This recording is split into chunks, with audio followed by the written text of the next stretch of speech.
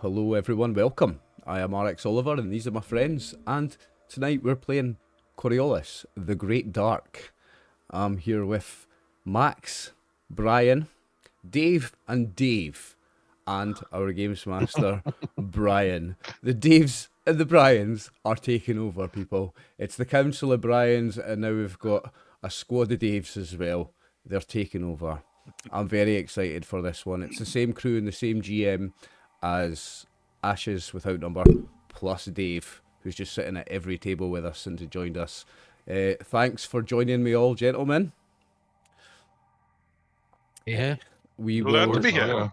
We will get introduced to our game and everything by our games master, Brian. Brian, thank you very much for running this for us. I'm very much looking forward to it. Oh, yeah.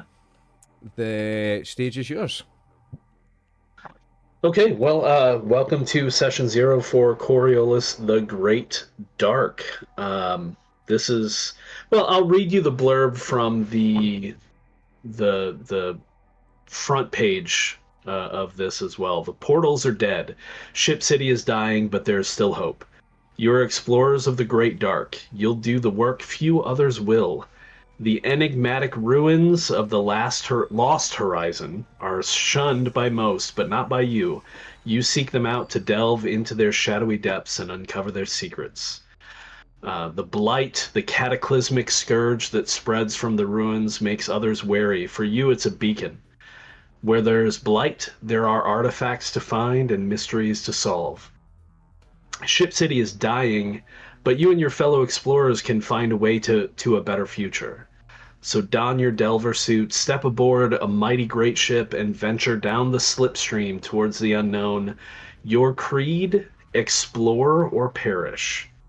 Inspired by 19th century expeditions, deep sea diving, and pulp archaeology, Coriolis the Great Dark is a role-playing game about exploration and intrigue. Join dangerous expeditions, navigate the Byzantine schemes of Ship City, and hunt for the keys to unlock the mystery of this lost horizon. So that's kind of the overview. Cool. Sounds awesome.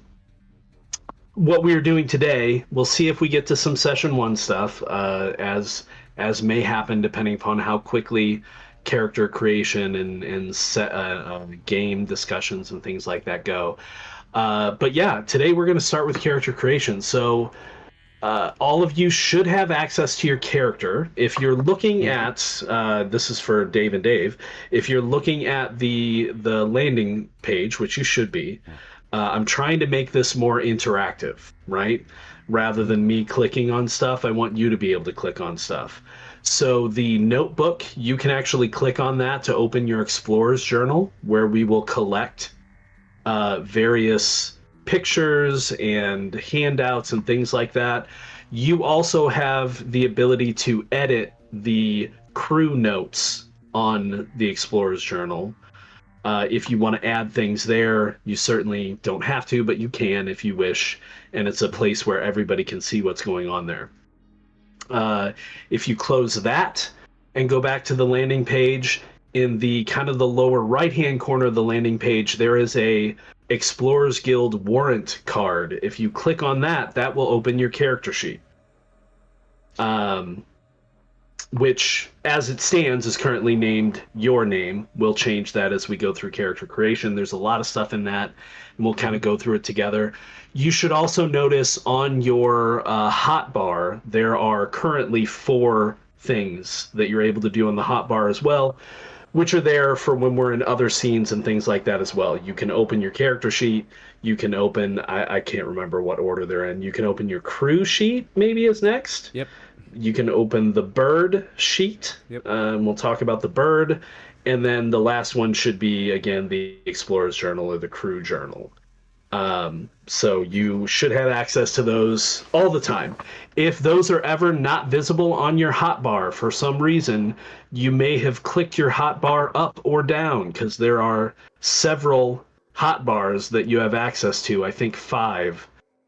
So on the right-hand side of the hotbar, you can just click the arrow up and down until you see them again. If you've lost them entirely, we can get you set back up. It's no big deal. Although I guess I could probably lock the hotbar. I wonder if that locks it for everybody. I'm not sure. Anyway, so that's how you access stuff for right now. As we begin playing, you will be able to click on some other things. I haven't activated them yet, but once we start actively playing, you'll be able to click on the map where it says Ship City to open the Ship City map. You will also be able to click on the name The Charted Spheres to open the Charted Spheres map when we start playing. Currently, those are deactivated, though, so because I don't want you to start peeking ahead. So let's talk about character creation. The complete rules are available in-game. I have purchased the module for Coriolis the Greatdark. You have access to everything, but I'm just going to go ahead. This should make it visible to everybody right now.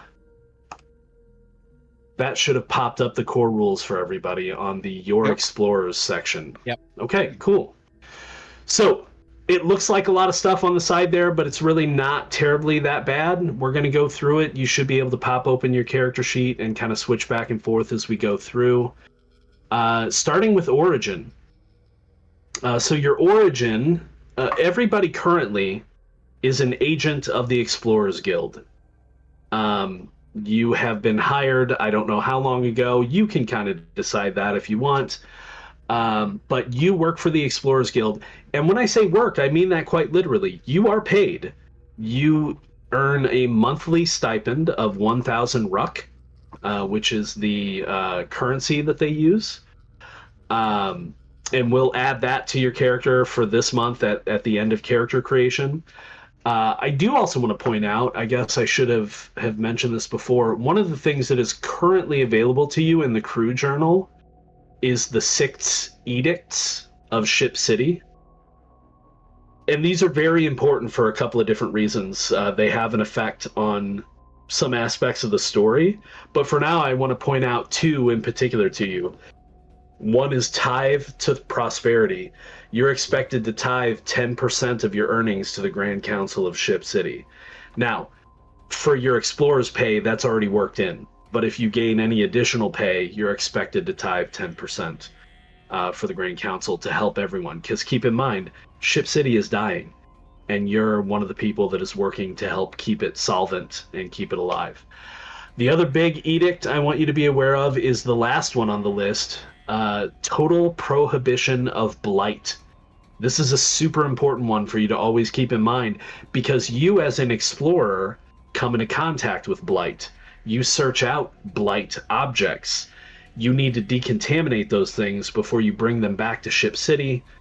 You need to be very, very aware of the problem it will be if you bring blight into the city. Those who bring any forms of blight into Ship City risk the future of all and will be sentenced to ejection into the vacuum of space. Appeals for mercy are not permitted. So keep that in mind. Mm-hmm. It's quite the punishment. It is. But the blight, once we start playing more and once you start seeing what the blight can do to you, you'll understand why there's no blight allowed on Ship City. Because keep in mind, Ship City at this point is the beacon of humanity in the Lost Horizon. There are smaller outposts, mining concerns, and things like that in some of the outreaching systems. But Ship City is where humanity thrives, even though Ship City is dying. But there's always hope, right? That you can find something or bring back something that can turn the tide and make life better for everyone. Well, that's what my guild believes, but the other guilds, they're in it for themselves. Yeah, oftentimes. For various different reasons. And it's good that David brought that up, because there are a lot of factions in this game, and your interactions with those factions and or lack of interactions with those factions can change things, right?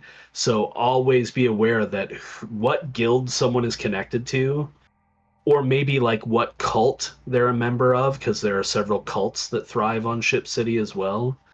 These things, they're important. and you might not always be aware of what someone's connections are, but those connections are always important, whether you know them or not. But you are explorers now. So back to character creation.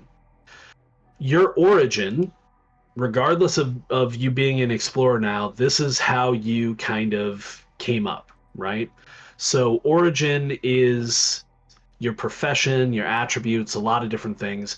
We're going to go through and take them one by one. So if you look at the core rules and scroll down some, starting with item number 6, artist, there are several different professions there that you may have had before becoming an explorer. You get to pick which one you want. Now, within the profession, there are several different specialties that you're going to roll randomly.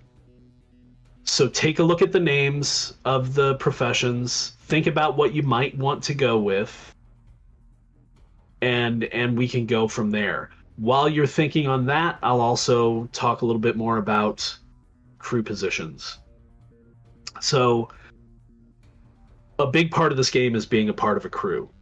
The 5 of you work together. You are an explorer crew. You may be new. You guys can decide that. Maybe you've already been out on a few delves together. It's up to you. You can kind of talk that through yourselves. But you are tasked to work together. You rely on each other. You need each other. You should support each other. And also, you are all 5 of you beholden to the guild as well. Now, the Explorers Guild is a good guild. It's a good gig to have. The guild master, Master Mosca, as most people refer to her, she is very kind, she is learned, and she loves her explorers. Did you say Muska? She wants Mosca, M-O-S-K-A. I had a dog called Muska, M-U-S-K-A. Oh, did you? Yeah. That's funny.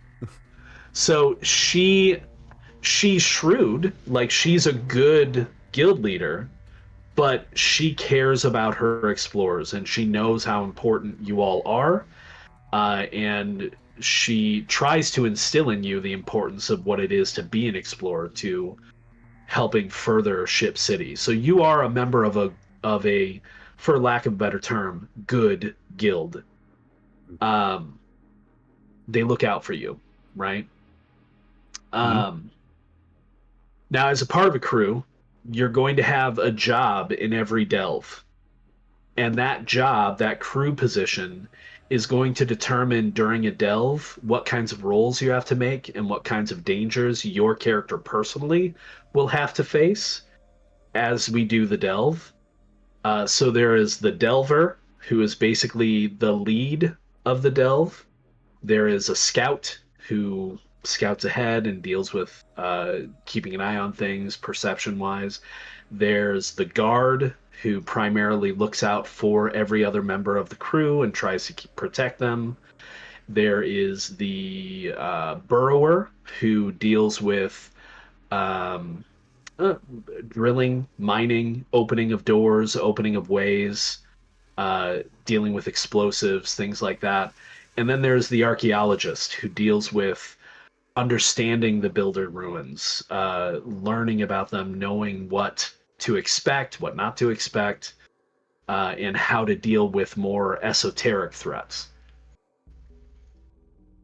Any one of you can fill any of those positions in any delve. You're not stuck with one of the positions, but in developing your character, you might want to lean towards one, at least in the beginning, so that you can be an effective crew. Because otherwise, if somebody's in that position and they don't have the skills or the attributes to be effective, there might be more problems, right?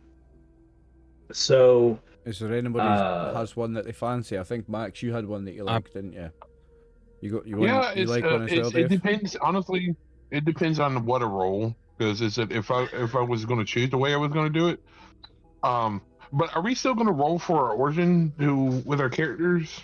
You're going to roll for the specialty of your profession. you get to pick your profession, but then you will roll for your specialty. Yeah. If you, Well, if each you of the- click on... Sorry, go Yeah. ahead, David. Sorry, each of the crew positions Mhm. is mainly focused on 2 of the attributes that the character Correct. has. Yes. So the Delver relies on agility and insight. Yep. Mhm. Now, the professions are again based on abilities. So Somewhat. If you want to be I'm fancying a scoundrel, me. Oh, it's the origin. So, for Yeah. example, if you wanted to be a Delver, then you might choose to be an Enforcer, because Correct. Enforcers, one of their key attributes is agility, which Now, is one what- of the requirements for a Delver. What are the key Right, now attributes what for the key guards? attribute means is when you select your attributes, which I'm going to let you do really at any point, but you might want to wait until after you pick your profession. Yeah. Your attributes are spread out as you desire, right? So Okay. all of your character sheets has a 2 listed in every attribute. Kind of ignore that for a second, because you have a total of, I believe it's 24 points. Where did that 24 go? points. It says. Yeah. Yeah. And you Yeah, just get so- placed on- That's including the 2s that are already there. So basically, it's already subtracted 6.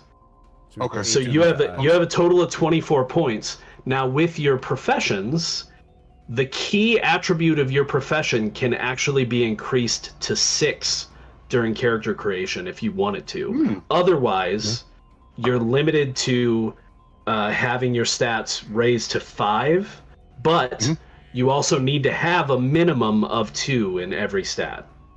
Does that make so sense? just- Fine. Yeah, So I if had a you quick take an question. average, you can have 4 in each stat. If you increase a stat Correct. to 5, you've got to drop another stat to 3, Uh-huh.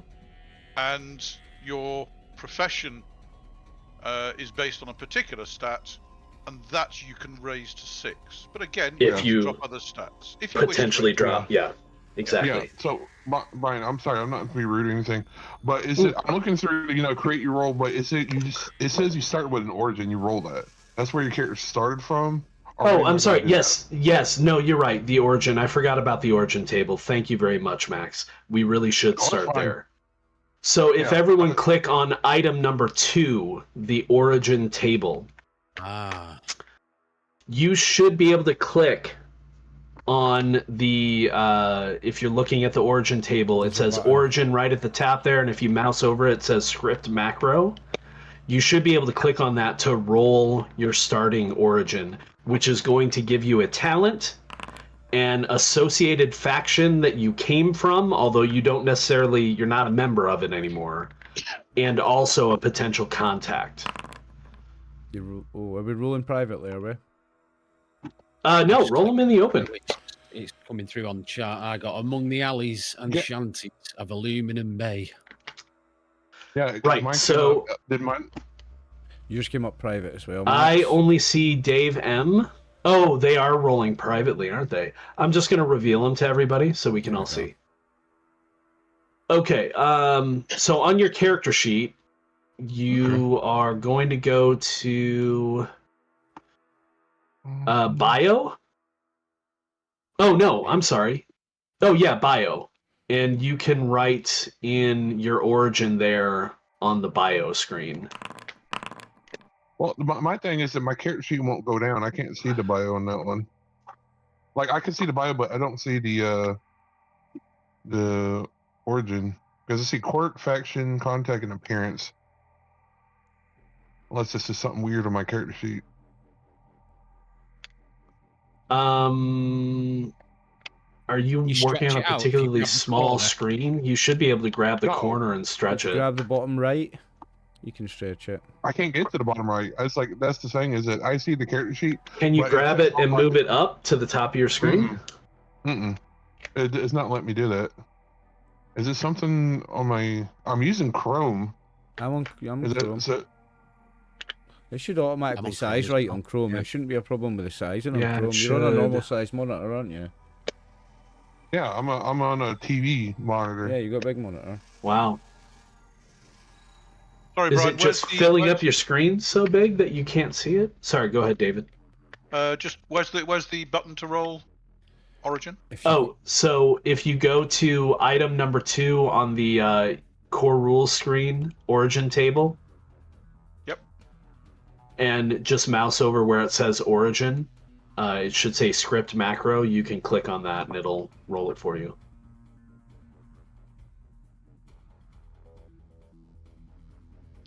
Okay.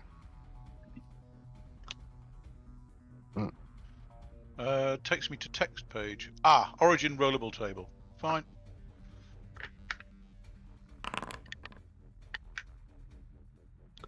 I got in the purple meadows of the cave gardens. Associated faction, the Gardener's Guild, talent, botanist 1. They've got in the internal dusk of the inner sanctum. Right, so where do we add this to our sheet, Brian? Okay, so you're going to want to do a couple of things with what just popped up on screen. Have your character sheet open. Yep. You can, if you want to, you can click on, like, it says text page. It'll tell you a little bit about where you're from. Like, if you click on where it's in parentheses. And that also will be important a little bit later as well. Then for the talent that it's giving you, you can actually click and drag that over to your character sheet, and it should populate under your talents tab. Ha, yeah, Yes. it is, yeah. Yep. Botanist. And then I know Max is having trouble getting there, but on the bio page of your character sheet, you want to write something short about your origin there. Actually, you should be able to fit the whole thing in there. You just might not be able to read it all. And then you also want to indicate the faction that you initially came from. Yeah, that's where I'm... Which is what? And then it's also on the bio page. Yeah, but what is our faction? Sorry. Oh, it should say there for you. So you are... Oh, yeah, Shadis Guild. Associate Faction, the Gardener's Guild. Gardener's Guild, yeah. Yeah. You can't drag that over, unfortunately, just have to write it. Okay. No, you can't drag that over. You just got to type it into faction there. Cool. And then you want to also indicate the contact that you have. So, Oliver, you want to click on the edit button for the contact tab and say second botanist Zeruat is your contact. Don't ask me about them yet, because I'm going to have to create them, but yeah. How do you enter it once you've typed it? So once you've typed it, you click on the little save icon there, save and close editor. Hang on, because it's going up with that highlight around it, because I copy-pasted it. I'll just write it.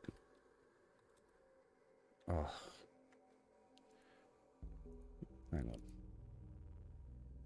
Shit, no worries. I found the save and close editor button. Okay. Save and close, yeah. Got it. What was it, second? With the bio, you know, oh, if you click on the aluminum, well, mine's aluminum base, so do I take the text from in there and put it into my... You don't have to. That's basically just there so that you can read up on it if you want to. And again, you have access to the core rules, so you can search that up later as well. Cool. Okay, I've got that. Contact is done. Still no luck, Talents huh, don't Max? The talents I don't don't seem know to be on a why. lookup. Yeah, because it used to like the other character sheet in the other game where I could pop the character sheet out, or I could access it that way, but it's not letting me do that where I can pop the character sheet Yeah, out. I don't have pop out.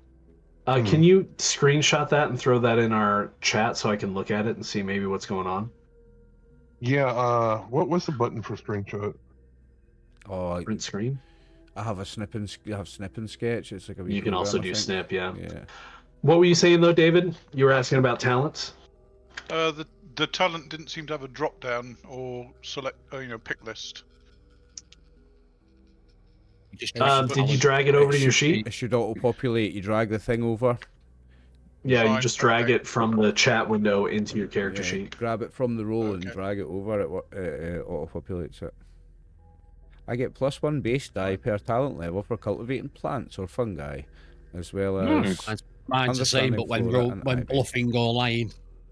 Nice. Okay, so you're the Scoundrels. sneak. You're the scoundrel. Sounding pretty good. Okay. So I'm botanist. I'm gonna have a look at whatever goes good with botanist, I guess. Well, again, that's just your origin. That doesn't mean you have to stick with that. Oh right, aye. So it's just where I came from, what I was doing before. Yep. Yeah, Now, okay. you'll notice, because Oliver just said that you get +1 base die per talent level for cultivating plants and fungi. You'll notice that there's no skills in this game. There's just talents.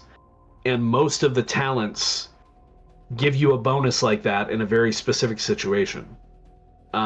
They also allow you to... you can increase them. So, botanist at rank 1 gives you 1 base die. If you increase it to rank 3, not saying you have to, but if you do, then you would get 3 base die. Almost all of the talents have 3 ranks that you can purchase up through. There's a huge list of talents that we'll look at a little bit later. Is it like the Forbidden Lands talents? Is that a bit like that? A bit like those? Sometimes. But more often than not, they're just bonuses to certain roles. Those are all rank 1, 2, 3 though, I think. They are, but usually in Forbidden Lands they give you some special abilities in there. Most of these are just bonuses to a roll, just to keep it simple. But you'll also notice for some of you, well, for most talents it should end up this way. Like RX, if you look at your automations tab, you now have a button there called Roll Botanist. Yep. That if you click that, it automatically adds in the 1 die. You would then pick a specific attribute to roll, and then you could roll it. Public roll, private, whatever you want to do. I say we just do things publicly, but that's just me. Says RxOliver is broken. Are you sure you want to execute this roll? I'm just testing here. Would I be right in thinking that the number on the top of our origin roll is the number of Ruck we have? No, that's just the random roll. We haven't rolled for Ruck yet. Ah, right, fine. We haven't rolled for Ruck. Yeah, we'll get to that. I've got a success with my test roll. Yeah. And I've not even added points to anything yet. Okay, so is everybody doing good except for Max with regards to the adding in stuff from your origin? I was able to add the talent, but I can't add the like where the bio is down there in the bottom. Yeah, I gotcha. I can handle that for you. I don't know why that would be doing that for you, because I can see it just fine. I imagine most everybody else could as well. I know this will sound really dark. You haven't changed the resolution of your screen, have you? In display settings. Yeah, that could do it if the resolution's too small. Or have you tried that's control and mouse wheel and just making sure you're not zoomed too far in and losing it? Is it the bottom Is it the bottom of the box you're losing? Yeah, that's what I. Yeah, he's basically losing the bottom of his character sheet. Yeah, I'm just trying to figure out, is that there's a way to it pops up red and it says it's only configured in this kind of way. I'm trying to figure out where it's on here where I can change the configuration of it. If you right click your desktop, you'll get display settings. I'm adding your stuff though real quick for now. What did everyone get?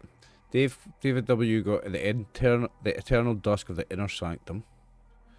Associated faction, the Coriolites. Contact first serve. I understand people. Their weird behaviours. I got in the purple meadows of the cave garden, so I come from the gardener people. Brian C got under the sunless sky of the far colonies. Ooh, you're exotic. You're from far away. You weren't born on Ship City. Yeah. Associated faction mining combine. Talent is endurance. That makes sense. Max got among the hulks and wrecks of Hulltown. Hulltown, yeah. Talent exo specialist. Associated faction the Navigators Guild. Okay, that sounds pretty cool. And Dave Ebbs got among the alleys and shanties of Aluminum Bay. Aluminium Bay. I'm no American. It's Aluminium Bay. It's how it's spelt though as well. I'm gonna say aluminum. I know. Apparently, it was an American that discovered the metal, and they called it aluminum, and then the British people were like, you can't pronounce it like that because it doesn't. It was his name, wasn't it? His name was aluminum. I don't know, but it didn't sound the same as the way that other elements are said, because they're That's funny. and the rest of the elements are Inium, yeah. So the British were like, no, you can't say it like really that. funny. You can't say it like that. But apparently it was an American that discovered it, so he was right.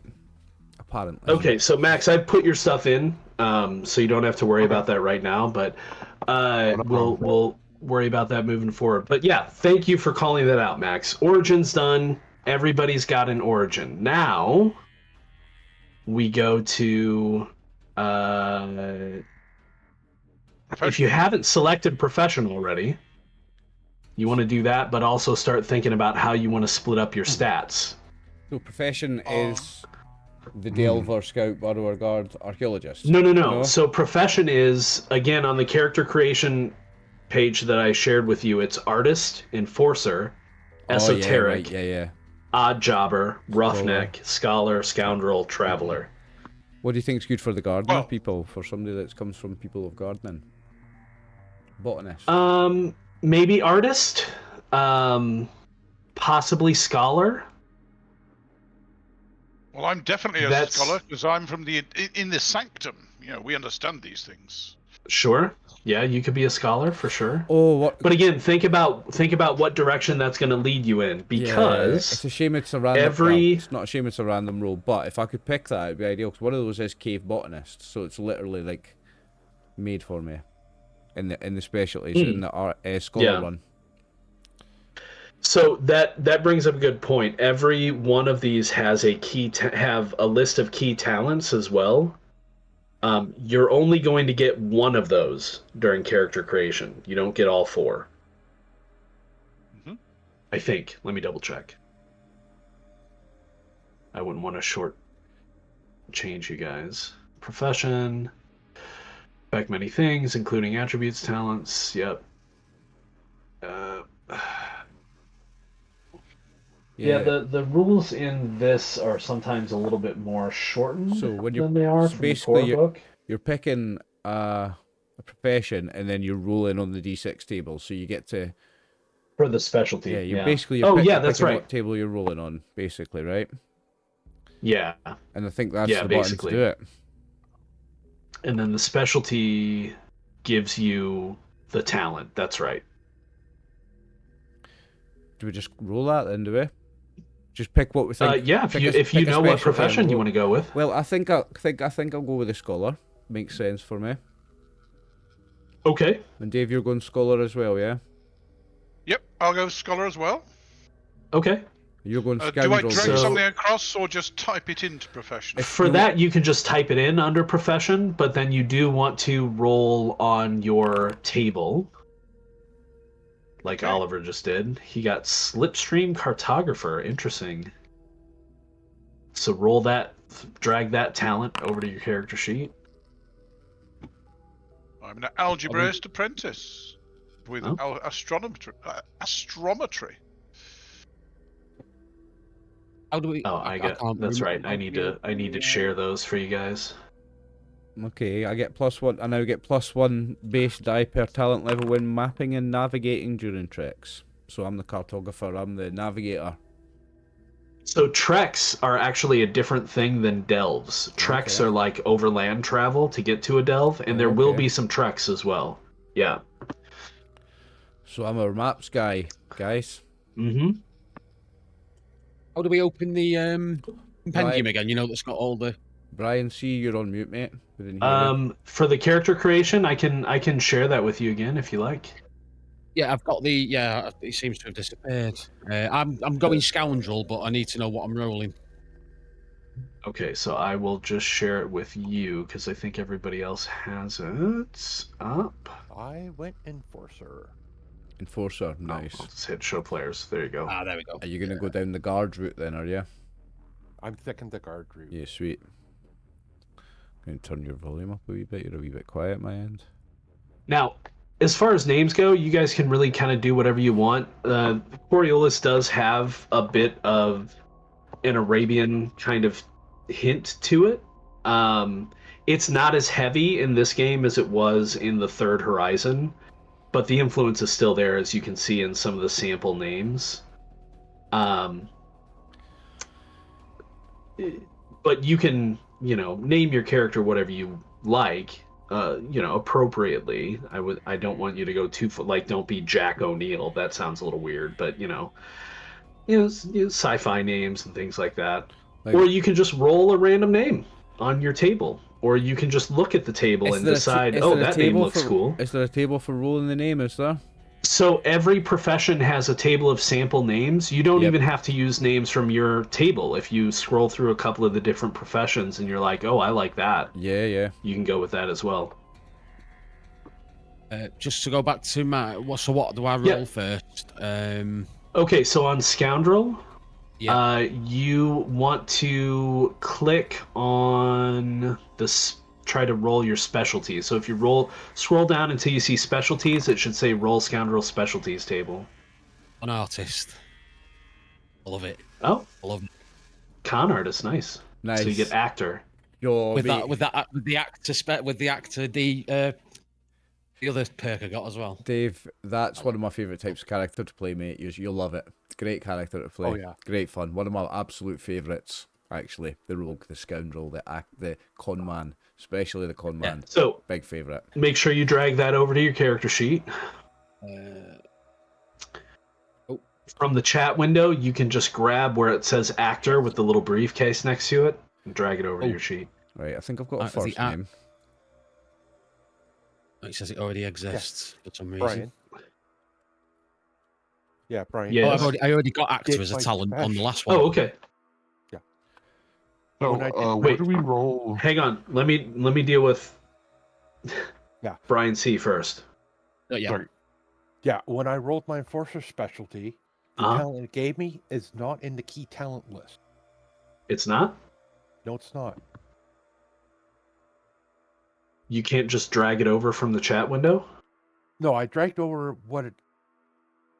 the talent from when I rolled my specialty. But it doesn't appear when I look at Enforcer where it says key talents. It's not in that list. It's something completely different.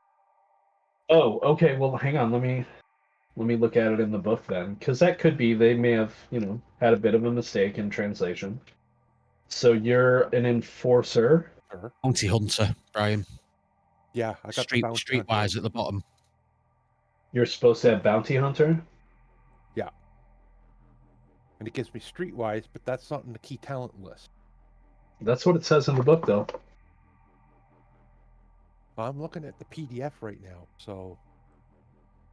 Oh, you know what? It could be. Like, the key talent. Okay, hang on. I think you're still going to be able to select one of your key talents. Okay. In addition to getting the talent from your specialty. Yeah, because I'm trying to find where it says that, but. Yeah, I'm looking right now. What were you saying though, David? Dave? No, I was just I think I understand where the mix-ups come, but go through the book and we'll. Because I got actor, but I already got actor from the origin. Oh, did you? Do you want to re-roll that then? Certainly will. I think I've done a name that fits the naming convention and style of the game there, Brian. What do you think? Oh, sorry, I wasn't paying attention to you, Oliver. I want to say this before I forget it. I did find, and if you're looking at the PDF, Brian, it's on page 21. I was actually way off. So you get your talent from your origin. Okay. You get your talent from your profession specialty. In addition to these, you may choose 3 additional talent levels from among the key talents listed by your profession. Oh, so three levels. So you could get 3 separate ones. You could get one of them at 2 and one at 1. One of them at 3. Okay, now that makes sense. Does that make sense? Okay. Yeah, I didn't read far enough. Sorry, And Oliver. we're not picking Yes. them yet, are we?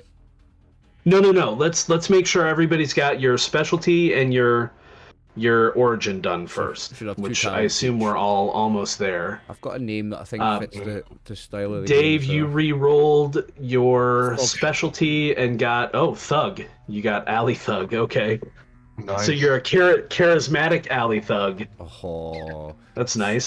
so you con people into coming around the corner and getting mugged. You're that guy. Thug, you can roll for strength instead of empathy when threatening someone, and you get +1 base die per talent level to do it. Yeah, that's not bad actually.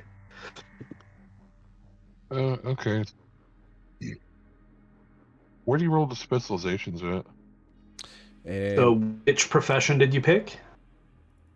I wanted to go to Roughneck. Roughneck. Okay. If you go to the Roughneck specialties, number 15, item 15. So click on Roughneck, scroll down till you see specialties, and there's okay. there's a little There's a button you can macro. click. Roughneck, roll Roughneck specialty table. Minor. I wanted that. Minor. Oh, that's perfect for if you Deep go, minor. what's it called? The burrower. You want Yeah, to go he's the like burrower, he's didn't he's you? falling right into the burrower. Nice, that's good. I'm looking at maybe being the. I guess I'm looking at possibly being the scout here if I'm the cartographer of the group. Well, I'm looking being possibly. the archaeologist. Yeah. Yeah. Okay. What are you going with? What was your I- speciality, Dave? Archaeologist. Well, that? I So- understand all this writing stuff and such like. So I'm speciality. not going to tell you guys what to do, but that's really funny because that's shunting Brian into guard, Which he wants. Oh, Which is fine. I'm going to go that way. He likes guard. and that leaves Delver the leader for your charismatic thug of Dave. He understands people. He knows how to get the most out of Right. the party. Are you up for taking on the understands leader people. responsibility role, Dave? Are we gonna have a? We're gonna have a. Aye. yeah. Are we gonna have a thuggish, day long, mate. charismatic rogue of a leader? I don't mind. I don't mind that one bit. Like, Right? We can Well, see I how mean, it goes. Okay. I understand but- numbers. I don't understand people. Before we finish with our professions and go back up to the full list of stuff we need to do, I do want to point out to you that you get to select, as I was discussing with Brian, 3 levels of talents in your key talents. Yep.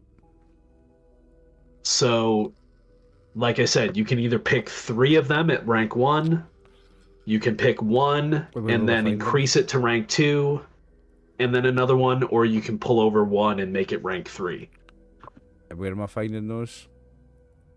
So those are on your profession. So as a scholar, you have investigator, librarian, smart, and teratology. You just drag that over again. Yep. Sorry, Yeah, you can just drag it over, and then if you want to increase it, if you want to put like 2 ranks in it, then on your character sheet, let me look at your character sheet. Sorry, I'm not seeing where that was, guys. Sorry, where was that? You look in Well, if the specialties in the. Oh, wait, what's this? yeah, Key Laura. attributes. Yeah, it's above the Yeah. specialties. If you go So- above the specialties, there's the you've got the names, then the key attributes, and then the equipment. Right. If anybody wants to increase the rank of a talent that you pull over, you'll need to go to your talent tab, right click on the talent itself, click edit, which I think you should be able to do. Go to config, and then change the current level to whatever level you want it to Sorry. be at. I missed the start of that. It was drag it over and then do that, was it? So yeah, make sure it's on your sheet first. Yep. Then on your talent tab, not automations, talent, you want to click on it, right click on it, hit edit, go to config, and then there's an option for current level, and you can change that to if you wanted to improve it to 2 or 3. Okay, well, Keep that- in mind though, you only have 3 total levels to spend. Well, because me and David W are both doing the scholar, I think I'm going to coordinate with you, Dave. What are you going to put levels in? And I'll put levels. That's in, smart. I'll put levels in the Well, other. that's maybe. well. I don't think you can put any levels in smart, can you? Because I've dragged all 4 of them across, and smart is 0. Because it's only letting you Let have me 3 take a levels. So look. it's, You can push any roll based on logic twice. because it's only letting you have 3 levels. You can only have 3 levels. That's why it's not giving you anything on the 4th one you dragged over. So it's giving you 1-1-1-0. No, I dragged smart across 3rd. Oh, did No, you? that it's not Teratology limited in that across way. 4th.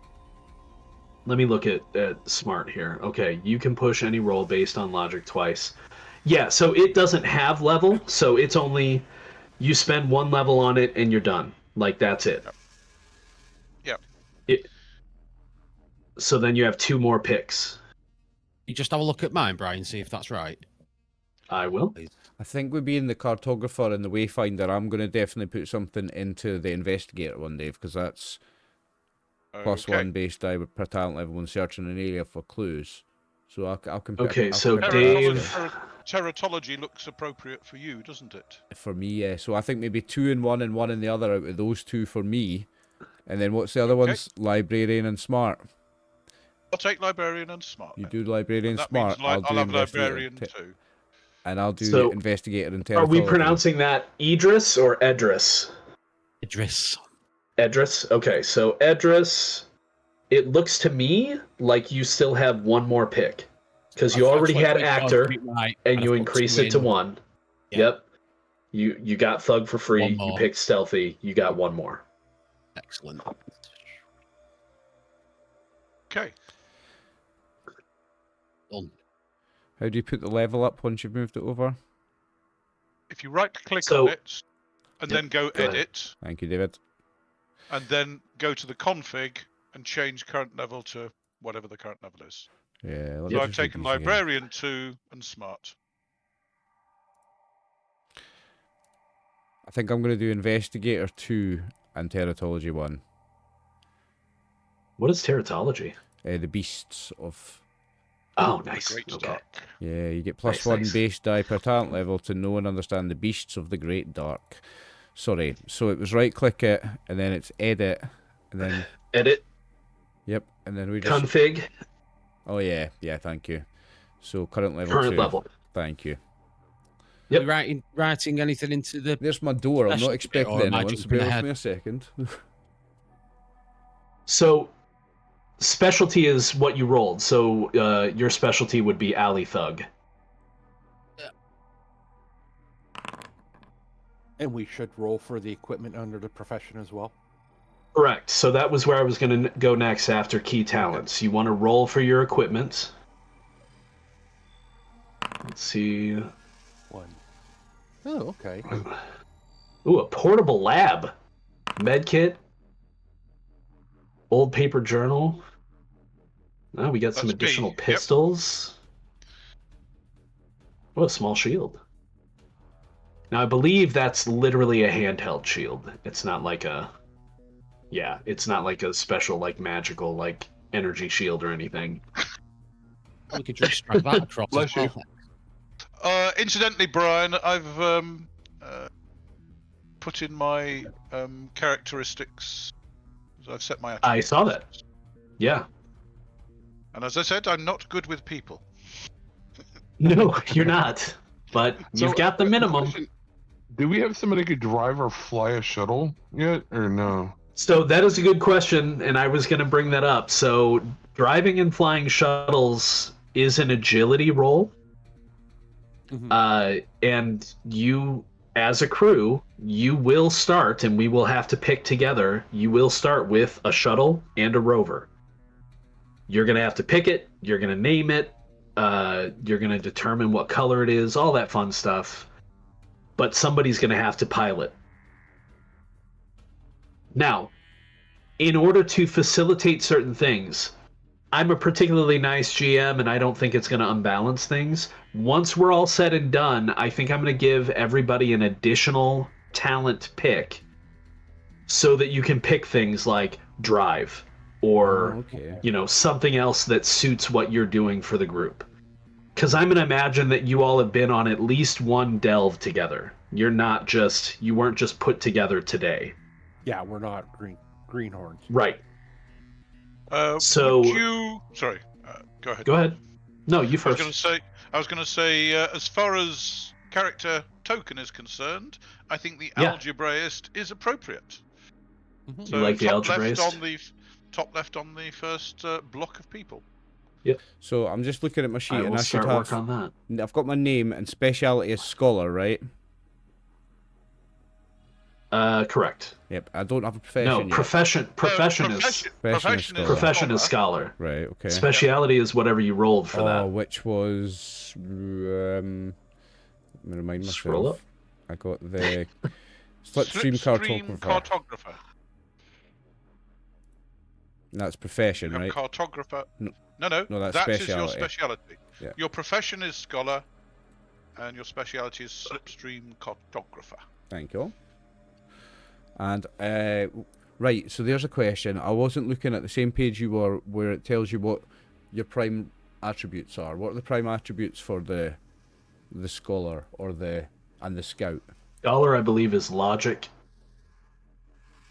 The prime attribute for scholar is logic. Logic. What are you planning on being? A scout?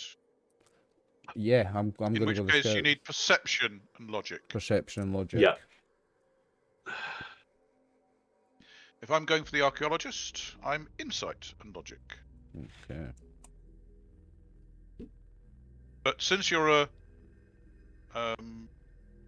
scholar, you can choose to put your logic up to 6 if you wish. Yeah, and here's the thing. I also thought about, we're saying I'll take 2 and 1, and you take 2 and 1 in the 2 different talents. I was thinking I might go 1, 1, and 1, and take 1 in the, what was the one that gives you +1s in logic? Because I think I might use logic rolls quite a bit in my role as well. Yeah, smart. It's not a +1 in logic. It lets you push, right? Push any roll based on logic twice. An extra Push it Which I think twice. is a bit Yeah. risky, isn't it? So here's the thing to keep in mind about pushing, since the mechanic has come up. When you push a roll, you're basically going to re-roll everything that isn't a success, which is a 6.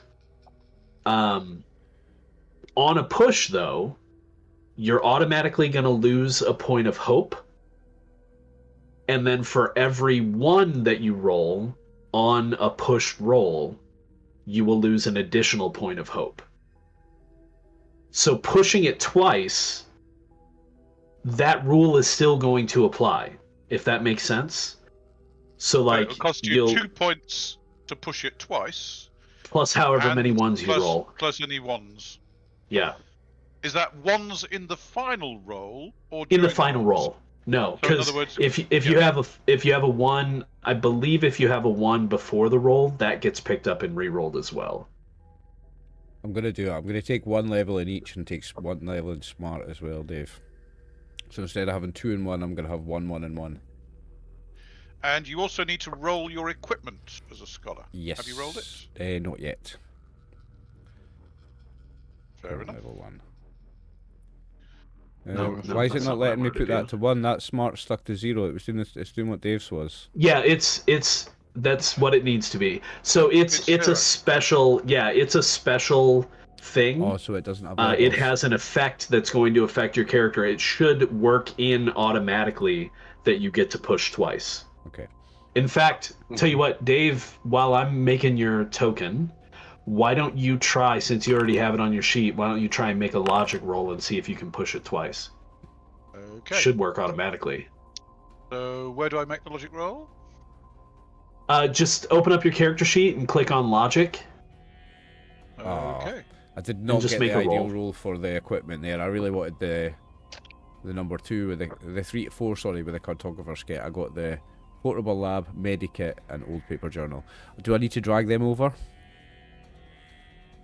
Yes. Yeah, okay.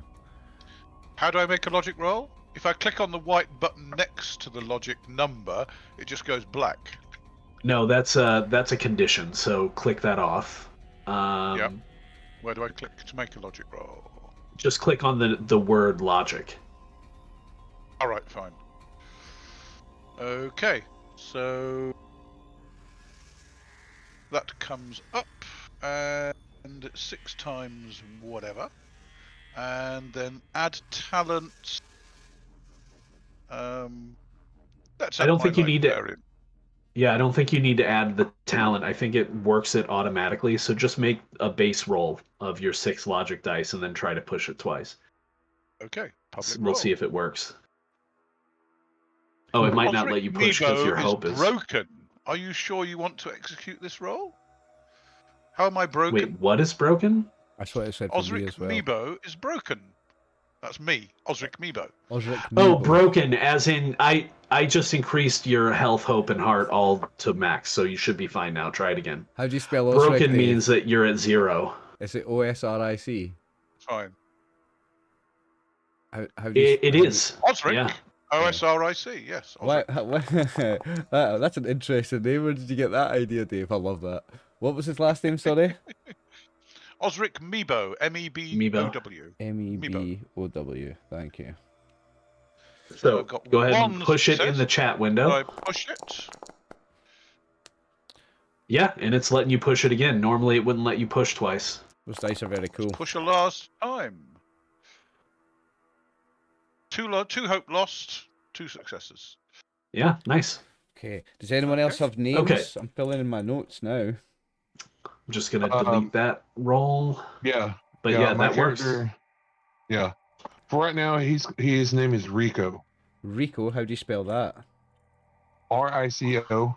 R-I-C-O. And you're the Delver, right? No, he's a burrower. You're the Burrower, sorry. Yeah. R-I-C-O. Have you got a last name yet, or just Rico so far? That's Rico for right now. Cool. Right, so and we've got our Delver, that's you, Dave, M. And our Is that the Gardas. leader? I take it. Well, doesn't have to You be. lead the delve. It doesn't necessarily mean you're the leader of the crew, but you lead the delve. On that one, when it happens, that's the yeah. Yeah. I trust you'll leave the kind of important things about artifacts and so on to those who know about them. And that's you. Yeah. Garuda Oskar. Are one of you guys gonna be the bird handler or no? Right. Well, we'll talk about that in a minute. Before you name yours Garuda, Brian, remember I've named mine Gerido. They're almost identical. If you're okay Can with I it, I'm point out okay that with the it. bird is actually a Garuda? Garuda, yeah. Garuda. That's what they're called. So basically, we're giving you lot the bird. You might actually end up with the bird, David, because I'm expecting the bird is insight rolls. I know.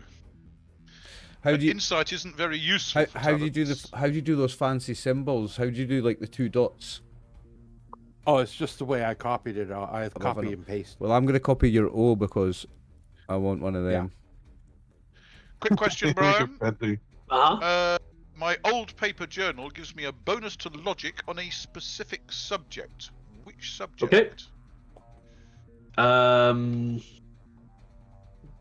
We can decide that now, or you can think about it for a bit if you want, and then we'll modify it in your inventory to say. So There you go. it's up to you. My first name, Brian. Dave M, have you got a Or name? how about this, David? Do you want to hold off on that until we've played a bit, and then you can make a decision on what you want it to apply to? Arrow. I would say, given that I'm going to be working as the archaeologist, an appropriate subject for archaeology, whatever that is. Okay, You so know what like, they are. yeah, like builder ruins. Okay, let's have Builder Ruins. How do I edit that? I go edit. Yep. Let's say that is Builder Brian's Ruins. was Garuda Oskar. Uskal.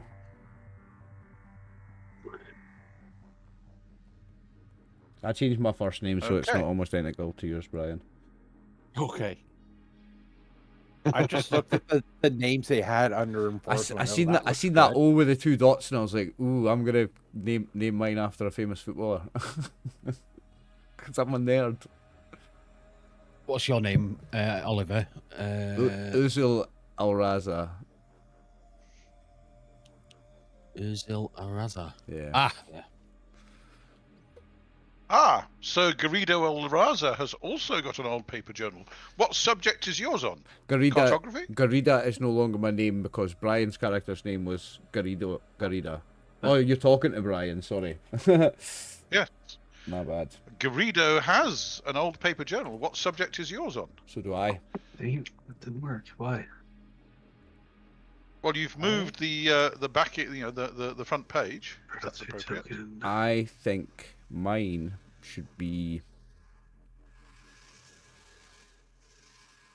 Hover over by anyone. Friendly. Botany. Swap. Okay. Is that So is this the broad enough a subject? Do you pick a subject for your old paper journal, Brian? You do. Right, Botany so is fine. I'm going to do botany for mine. How do you edit it? Yeah, here we go. Same way you add levels. Right click on it, click on edit, Yep. and then edit the text. Got ya. Yep. Thank you. Sorry, So I'm having gonna a keep little trouble botany. What are you changing doing in David's yours, token Dave? for some weird reason. Build the ruins. Okay. Yeah.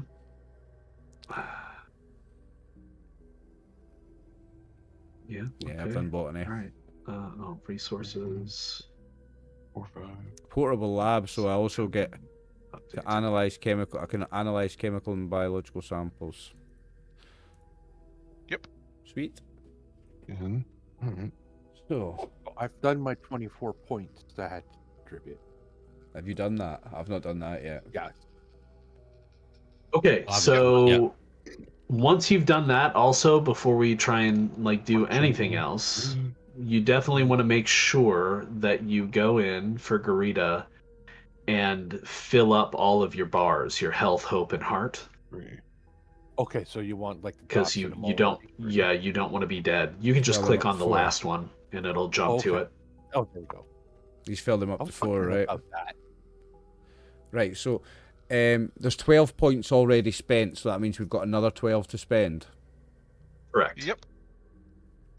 Is it 12 or was it? You said 6. You have a Said total of 6. 24. Oh no, six is already spent. You have No, there's 12 already You spent. start with a base of 1. 18. There's 12 already spent. Yeah, but got you start two- with a base of 1. Everything says No, 2 you don't for start me. with a base of 1. You should have a total of 24 points when you're done. Yeah, everything Okay, everything Two in each starts at the moment. Everything starts at 2. That means there's 12 spent because there's 6 attributes. Yeah. Oh yeah, that's true. So 7. there's only 12 You've left. got 12 Yeah. to spend. And what was the rules? You've got to put certain things 7, down if you put certain 8, things up, 9, don't you? 10. Well, no, it's just you just need 24 total points. Okay. And you can only have a maximum of 5 unless Unless it's the a key attribute. Right. The Okay. attribute for your profession. For your profession, and mine's Correct. were perception and Yes. logic, so I can have a 6 in either Your of those. if I want. profession. No, your profession is scholar, and the key And that's attribute is logic. So I can have a 6 in logic, only logic. You need Correct. you can have a 6 in logic, Thank you, David. but You don't have since you're to, a scout, but you can. Yeah. But as a scout, you also need want a high perception. So 5 perception, 6 logic, if you wish. Yeah. What would that leave me with? So that's 11, 19, 20. 15, So a 6 and a 5 is 11 19. right away. That leaves you with 13 points for everything else. That's 19 spent, so I've got 5 to spend.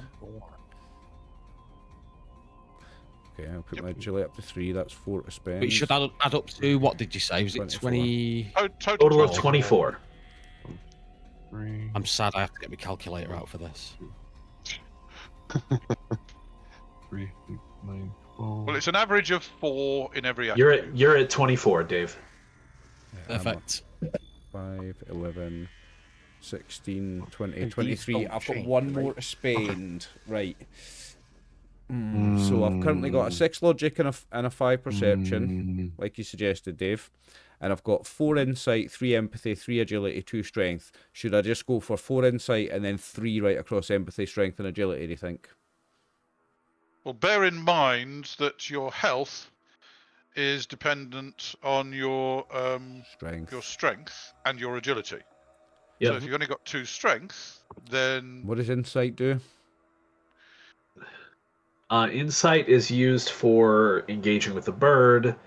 It is also for making rolls regarding, trying to understand things that have happened. It's not really a social role as it is in some games, because that's empathy. Yep. But it's more like That's 25. not being aware of things per se. That's perception, but I don't know. It's some stuff. Hang on. Yeah. Okay. All of the attributes are used in some way. Let me just put it that way. Yeah, okay. But some are going to be Okay. more important for So, your profession. I'm than looking at, others. this is what I've got then. Logic 6, Perception 5, Agility 4, Strength, Empathy, and Insight 3. Now, I will also I'm gonna give you guys this because I like to do this for people in my games. After we played for a while, everyone, all of you, are going to have an opportunity. Since attributes never change, all of you are going to have an opportunity to modify your attributes once after a few sessions of play, if you choose. See where it In case we might would lean like in to, one, like it to one way change it or a little another. bit. Yeah. Correct. We get a couple of sessions in and think, I wish I had you're not higher going to be able to strength. change your talents because talents can be purchased with experience. But since your attributes never change, I'm going to give you the opportunity that all of you will have one kind of attribute reshuffle down the road that you'll be able to use. At any point, like after session 1, after session 10, it's up to you. Yeah. Well, no, I might say up to like session 4 or 5, because after a certain point, you should be like, okay, yeah, like this is working, right? Yeah. Yeah, I'm leaning towards perception and empathy because of the social side of things. Also, then agility, strength. As the Delver, they tend to focus on agility. Agility and insight. Agility and 4. insight. Yeah. And insight 4. Okay, yeah, that's not bad. I've went with strength and agility 4 to be healthier, and I went with empathy 2 and insight 3. So I'll be so he's more of a shy, nerdy type, and he's spent all his time in laboratories and with his head in a map in a book, so that makes sense for my character, I think. So the social's not on me. I'll have a rest after Charlemagne, viewers. Charlemagne was leader last time, and he was very social. Yeah. And it took a lot out of me, an antisocial bastard. So I'm taking a step back. Holy cow. So I'm just going to throw this out there. Be aware that the only person with decent empathy is Edris. Our scoundrel. Everyone else has an empathy of 2. Ooh, that's very low, actually. Everyone else is person, really. Oh, no, the way my character is, he's not a very empathetic character. There we go then. Is anyone going to change theirs a little bit to be our kind of backup? Empathy. And I mean, empathy 4 isn't bad, but his actor trait is only for rolling to bluff or tell a lie. It's not necessarily just general positive interaction. Yeah, so you just have to bullshit his way through life. Yeah. Oh, yeah. That's it. So I mean, if you guys are happy with that, that's fine. I'm just saying, be aware. I think maybe if my guy's more nerdy, I think I'm being generous with myself with the strength and agility. Also, be aware you do not have to max out your key attribute. Yeah, but I am. You can at 6, but you don't have to. I've adjusted slightly. Oh, now you're empathy 3? Oh. You're putting it down? No. Well, I might have got confused with what you said. No, yeah. No one else has got any empathy, so you're the only one with a high nobody score. has empathy except for you. Don't put yours it as it down. is for now. We'll see how we get on. If you were going to adjust something to be more beneficial to leaning towards Delver, I would say drop your perception to 5 and increase your agility to 5. Okay, let's do that. Thank you for that. And then maybe drop your strength to 3 and increase your insight to 5. Because again, agility and insight, isn't that right, David? Is what you need for a Delver? Delver is generally? agility and insight, yes. Yeah. Okay, we'll go with that then. Locked in. Now again, we're still going to have an opportunity to kind of mess with these a little bit later on. Keep in mind that the attribute scores that you have, that's going to be the base dice that you roll for just about anything, right? So your talents can add base dice to that, and then gear can also add dice to that as well. Gear can become damaged in this game. So when we were talking about pushing a roll earlier, when you push a roll and you roll a 1 on a base die, that means you lose an additional point of hope. If you're using gear and you roll a 1 on a gear die, that means that gear's level or bonus goes down by 1. It can be repaired, but the bonus goes down, and that's all figured automatically. The benefit for that is that generally, if you roll a 1 on a gear die, but no 1s on any of the base die, you don't lose additional hope, but your gear has taken some damage, right? So, yeah. And again, you can either buy new gear or potentially repair the gear that you have, and that applies to all gear. That includes your armor, that includes your weapons. When we get to that point, just everything. We repair that each you have. other. So, if I've got a skill as a specialist, sort of thing, as a repair specialist, can I repair? I'd have to look it up, but yeah, I believe there's an understanding that as long as you have like some method to do so, you can generally try to repair your gear as an action during a shift. You said we were getting one extra talent. Where do we see the list to pick from? Oh, we'll get there. Hang on. Right. Okay. Sorry. Let's not get too far ahead, because there's still a few other things we need to do. So has everybody gotten their gear from their specialty? I was going to ask you what a cricket is. I'm assuming it's is it a small gun? Yeah, a cricket is like a holdout pistol. I got you. Like the Men in Black sort of thing. Yeah. Noisy cricket, yeah. And I think if you look at your cricket, equipment has effects attached to them. It's concealable. Oh, it's only concealable. I would have thought it was low ammunition as well, but concealable is fine. Now, if you have a weapon and you would like to have it equipped, you can right-click on the weapon and select Equip at Hand. That puts it into your combat tab, and then you can roll it from there. Nice. Now, so if everybody has gotten their base gear, oh man, I closed that myself. I need to open it back up. So we double check so, 24, so that's 10, 15, 18, 21, 24, yes. Okay, so everybody's at 24, good. So then let's move into... Number 5 was calculate health and hope. That's automatic. Yep, that's automatic. You can see that going up and down when you change your stats. I was like watching my hit points go down as I made myself brighter. Everybody's good with the talents. You've selected your 3 levels of additional talents from your key talents. Yep. We'll come back to the bonus talent in a minute, but okay, Quirk. So everybody click on Quirk under item number 1 there and roll on the Quirk table to see what your Quirk is. Oh, yay. Sorry, I need to get the journal up again. Where's the journal? Garuda is always perfumed. Sorry, where do I find the journal again? Oh, nice. Here, let me share it again. Nope, that's not the one I want to share. I'm going to share this one. Okay. I must have closed it. Show players. There you go. Thank you. Yeah, I don't see the Quirk on me. So Origin, under Origin at the top, talents or Quirk is just under talents. Oh, okay. And there's a table that you can roll for your Quirk. Okay. Nice. Okay. Edris is a thrill seeker. That makes sense. Like it. Rico is very superstitious. Interesting. Very superstitious.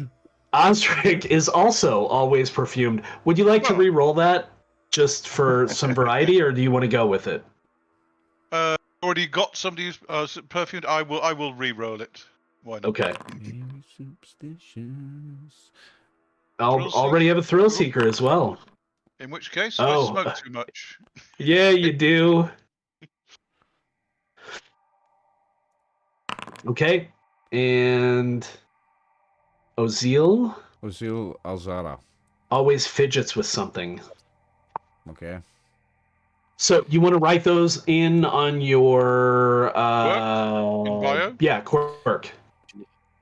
Yeah. So the Quirk, if you role play it, like believably, as don't just randomly say, oh, by the way, remember I'm a thrill seeker. But if you role play it, then that is a method for you to gain additional experience every session. I don't smoke too much. It's much easier following a trail of ash than the rest of you smoke too little. Lay string, Well, then the question is, what are you actually smoking? Are you smoking a rash, which is essentially a drug, or are you smoking just, what would they call it? I think they would call it something like, oh, they do. They call it like tobacco. We do not call it instead of tobacco. Right, okay. I guess shisha would be a thing as well if this is Arabic flavored, isn't it? Well, they kind of have everything. They just give it a different name. If you look under the drugs table and the equipment, yeah. Okay, so we've got Quirks, equipment. You got your specialty equipment. If you click on equipment, there is a bit about supply there. Yeah.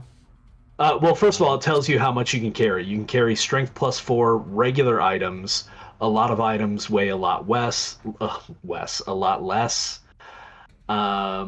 Let's see. You also start with some guild equipment. So if we open that, we'll just assume that you're going to take the roles that you've already suggested. So if you click on guild equipment and scroll down a little bit, at the top, I guess, it says crew roles, guild equipment. Everybody gets a backpack, which is nice. It gives you some extra carrying space.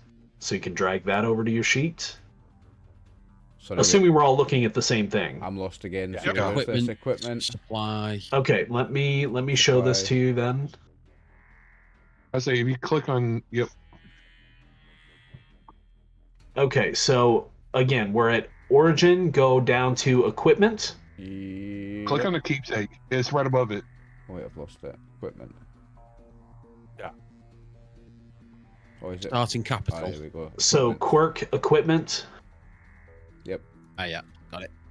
Now, in that first paragraph of that section, there's a little bit that is in parentheses that says guild equipment. If you click on that, that'll bring you to what kind of guild equipment you get. So I'm lost where that's from. Sorry. Okay. Starting capital. Why can I not show specifically this page? No, so on the guild equipment area. Well, I guess here's a faster way to get to it. In the table of contents, item number 3, assembling your crew. Do you see that? Yes. Underneath that is guild equipment. Yes. Yep. Backpack. So drag the backpack over. Everybody gets a Fusillard pistol. Okay. You get your choice of light or standard delving suit. And again, you can click on the thing in parentheses to show you the delving suits. Okay. And you get D6 points of supply. Sorry, go ahead. With my character, when I was going through equipment, I got the exosuit. And that was my starting equipment. And that's kind of his armor. Is there any way it's a different thing, though.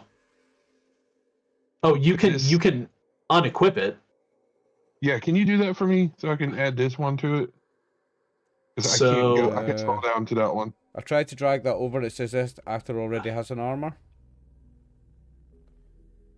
Hang on, let me take a look. It doesn't put the delving suit in equipment. If you click on the combat, it puts it under armor. Yeah, it puts it under combat. So it does. Well spotted, David. Well, I was looking for that and I thought, hang on. Well spotted, and your guns there as well. Well spotted, Dave. I've took the light delving suit. Is that what you're doing? No. No? I take the standard delving suit. It says ideal for scouts. You need to protect your archaeologist. Ideal for scouts and surveyors who value speed over heavy protection. So I just took that one. Do we think... Quite. Is it better to maybe take the other one? Well, no, you're the for scout, those... I want to be fast as a scout, don't I? Yeah. Yeah. And keep in mind, like, they all have modifiers, right? So the standard delving suit is nice, but it's also bulky. I've already got the light one, so I'll think I'm good. Yeah, it's not letting me add if you click on it and then go to features and standard. effects, it tells you what it does. If you click features. Which suit do you want, Max? I was trying to get the standard delving suit. Standard? Let me see if I can drag it over.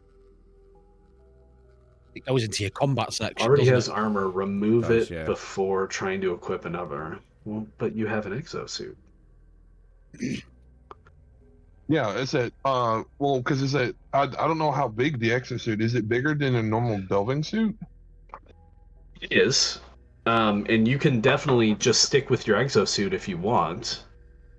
Because look, here's what you're dealing with. With a standard delving suit, it's got armor 2, blight protection 5. Your exosuit has, let me re-equip it here. Armor 3, blight protection 1. So it's not going to be as good in a delve. But in other situations, particularly if you have to go outside, like a spacewalk, Yeah, I think it I want might to get be decent. Yeah, I'll probably just keep the exosuit to the side and just use. I want to use the standard one. Okay, so how do we want to do You are this? the burrower, Max, right? Mm-hmm. Yeah. Anyone else taking the light? You said you're doing the light, Dave. I've got the light, yeah. Yeah, I'm doing the light as a scout. Okay, I I'll gotta pick have Alright, that. so Yeah. I'll tell you what, Max. Standard. In your bio, I'm just gonna put in on the other tab. I will put in owns. Is that because you get the And exosuit as well, so you exosuit. get that as a bonus? Okay, and just delete it. And then, yeah, you can just remove that from your current combat tab and drag over your standard delving suit. If that's what you want to maintain normally. Yeah, it's I can't remember I can't scroll down, but I forgot what the problem was. Is because the resolution of my screen to my PC is different, so I gotta either we get gotta a new figure out screen how or to fix something. that. Yeah. Well, Alright, I've got minimum money. I'll put that on. Thank you. Okay, so you've got your standard delving suit. Alright, now, Where do I roll for supply? so in the chat tab, you should just be able to hit /R D6. /R D6 or space D6? /R space D6. Space, yeah. Is this everyone to do this? Nice roll. For your supply, if you have not yet done so, yes. So where do I fill that in? Is that in equipment? Okay, so supply is under equipment. And just edit the quantity. Well, no. Actually, all you have to do for supply, because this is an automated feature, on the left-hand side of your equipment tab, you'll see where it says Ruck, Encumbrous, and then Supply. Set to, yeah. You can just click on the dot for the number of supply that you have. Very nice. So, foundry. like, very nice foundry. And then it'll, automate it. Now, you'll notice that supply only weighs 1/4 of a full item, so you can generally carry a decent amount of supply, and you need to, because supply is used for a lot of things, which we'll talk about in a minute. Let's just go ahead and get all this done first. So how do we change the quantity?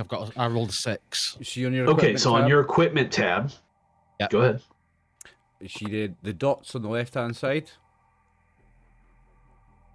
What's on the left? Under where it says supply. Oh, yes. Sorry, yeah, the dot. Yeah. Hover over them and it'll tell you what each one is. It's 1, 2, 3, 4 left, from top left to top.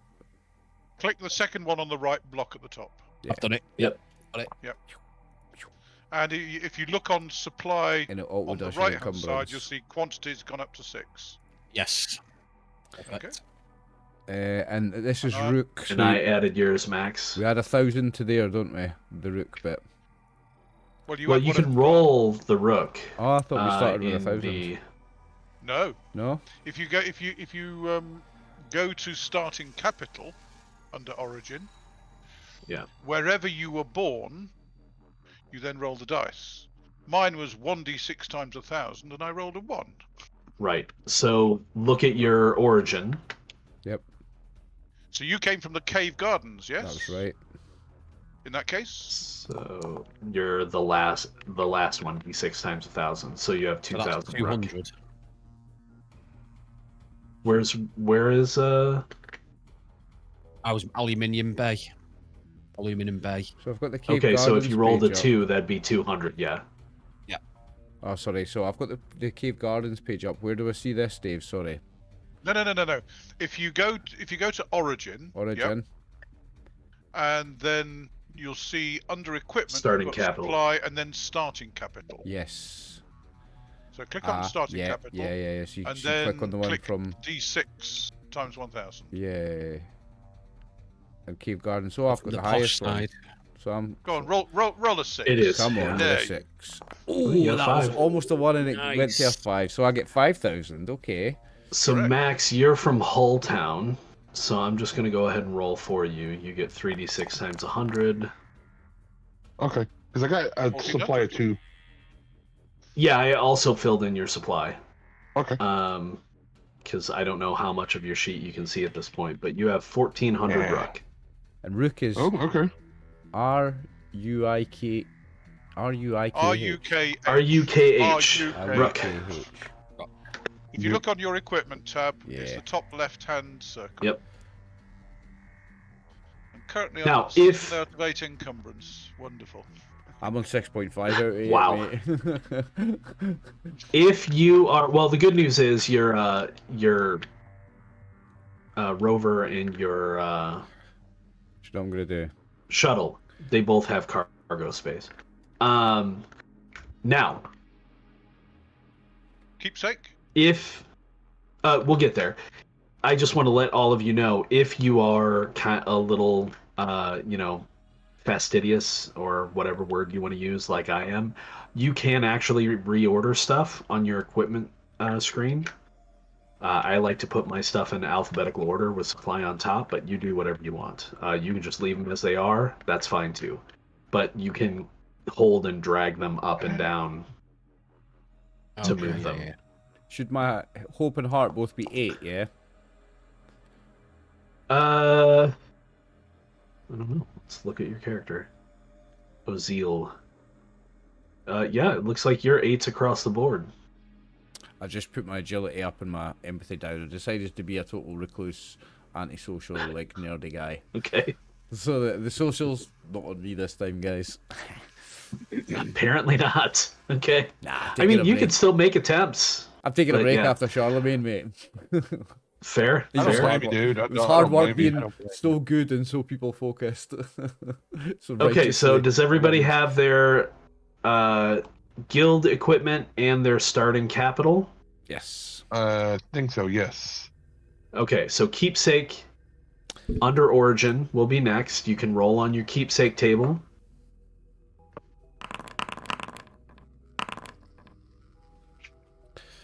Glass bottle with miniature forest. Oh, nice. Box with colours and paintbrushes. What do you call those? Paintbrush. Is it a terrarium? It's not a terrarium. That's So just a normal tank. it's on your. Oh yeah, it is a terrarium. Is Is what it a they're terrarium? called. Is that what it's called? Uh-huh. This has no is, isn't weight. It should. Why can I not? What is happening?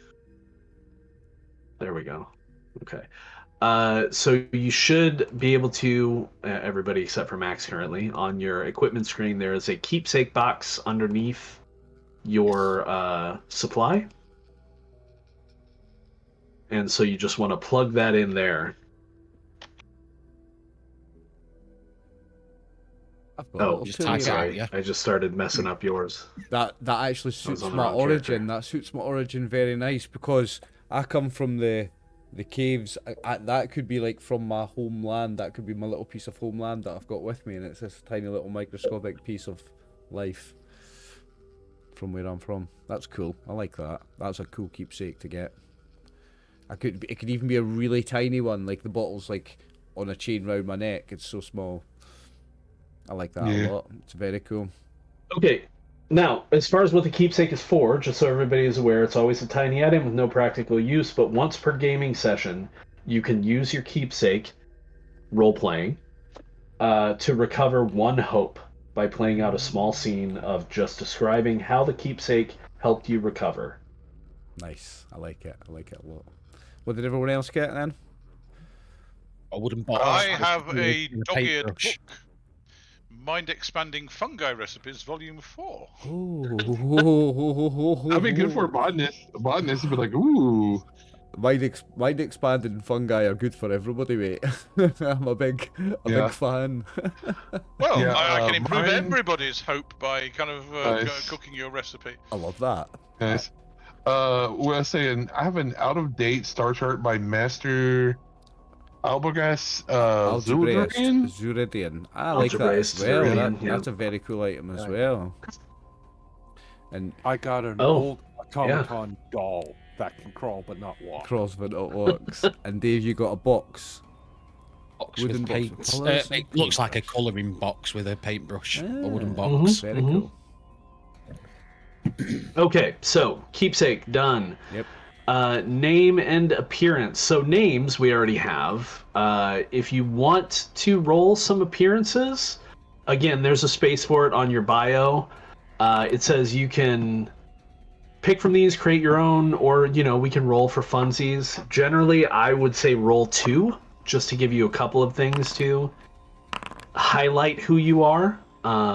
Or what you look like, but that's up to you. Can we reroll if they don't really suit the character that's built so far? Or... You can, sure, yeah. I got a long black jacket. I'm like, that's kind of cool. Edgelord. Your fave. I like that. Coal-lined eyes. So he's got dark shaded makeup on. I like that. Ooh, a turban. A turban. That's kind of cool. Yeah, I like that. His name's Crimson Rolls Ozil, Yes, Ozil, which is so- it's a Turkish name actually. I think, as far as I know, Nice. it's a Turkish name. So a turban makes sense. Nice. So Awesome. how many times do we need to roll? How many times? Do we I would roll say, on this? two is a good amount of, hang on. identifying things. I have a patterned shirt and a Hang on. long black coat. I'll see what else I roll because maybe a turban doesn't suit me the best. A swirling tunic. Yeah, I don't I like. had a turban, but I don't think it's suited. But I'll In- take the embroidered cape all An day long. intricate face tattoo. I like that. Dude, I love that's that. But not, cool. maybe not for this Works. character. Oh, I like that. I like that. No, dude, it could be like like geometric symbols or something. Like something No, esoteric or something. it could be like a chemical formula. The way they draw it, Yeah. a chemical formula Yeah. in cells, or it could Uh-huh. be a star chart or something to where he's from or something. That'd be kind of cool. And I'm gonna say it's in like really, really white. Yeah, I'm gonna take that. I'll take the intricate face tattoo because RxOliver loves a face tattoo, and it's gonna be like white ink, so it's very only noticeable like in the right light, and then when you're close to him, and it's gonna be around the underneath of his eye, and it's gonna be like superimposed on top of each other. It's going to be one white ink and one very like purple ink, and one's a star chart to where he's from, and the other one is the chemical formula, and it's for what's the happiness chemical?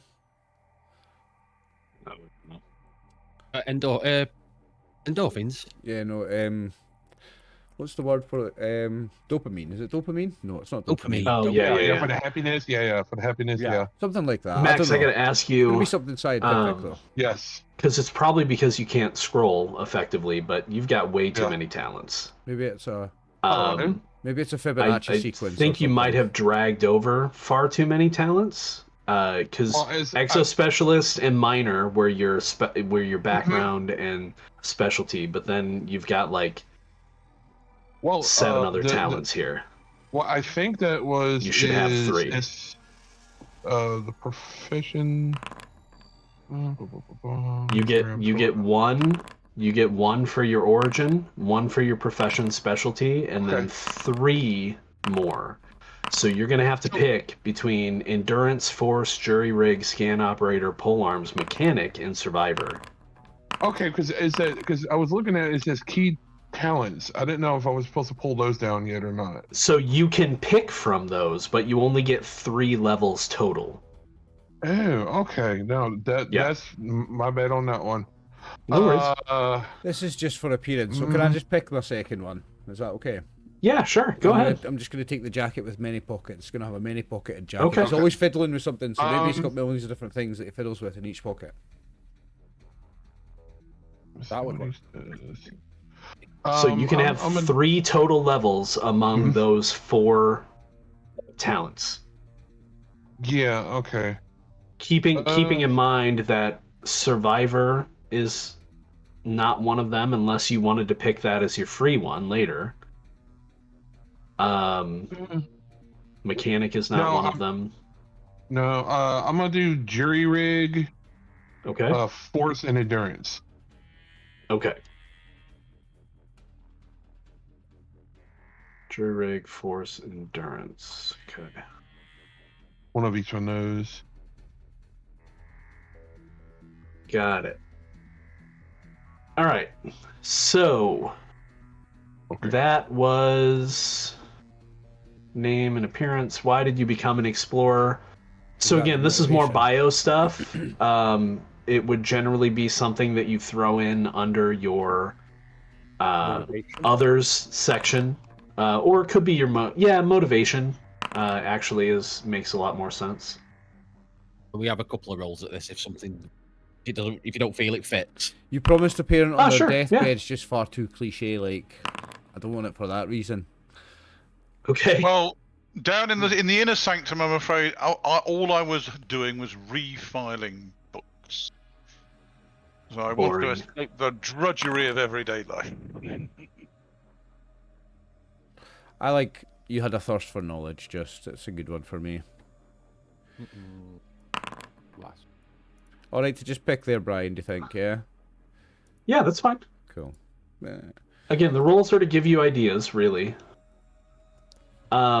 Max, what did your appearance things end up being, so I can throw them in? A long black jacket, I know, is one of them. Yeah, I think it was a patterned shirt.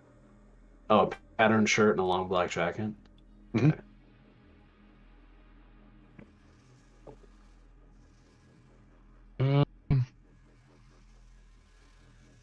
I think for mine it should be you wanted to see the inside of a great ship. Oh, okay. If you've got an exosuit, you wanted to see the outside of a great ship. Well, yeah. Well, I mean, you see the inside because and how it works. He's like, he likes to tinker with stuff. So. Oh. I got that in for you. You could be in breach of one of the 6 rules if you're not careful. You must be careful. Well, he hasn't been in one yet. Yeah. Yes. Yes, but if he likes to tinker with things. Yeah, don't tinker with the life support systems. Yeah, that's quite. Because there is no planet to go back to. Okay, so page done now.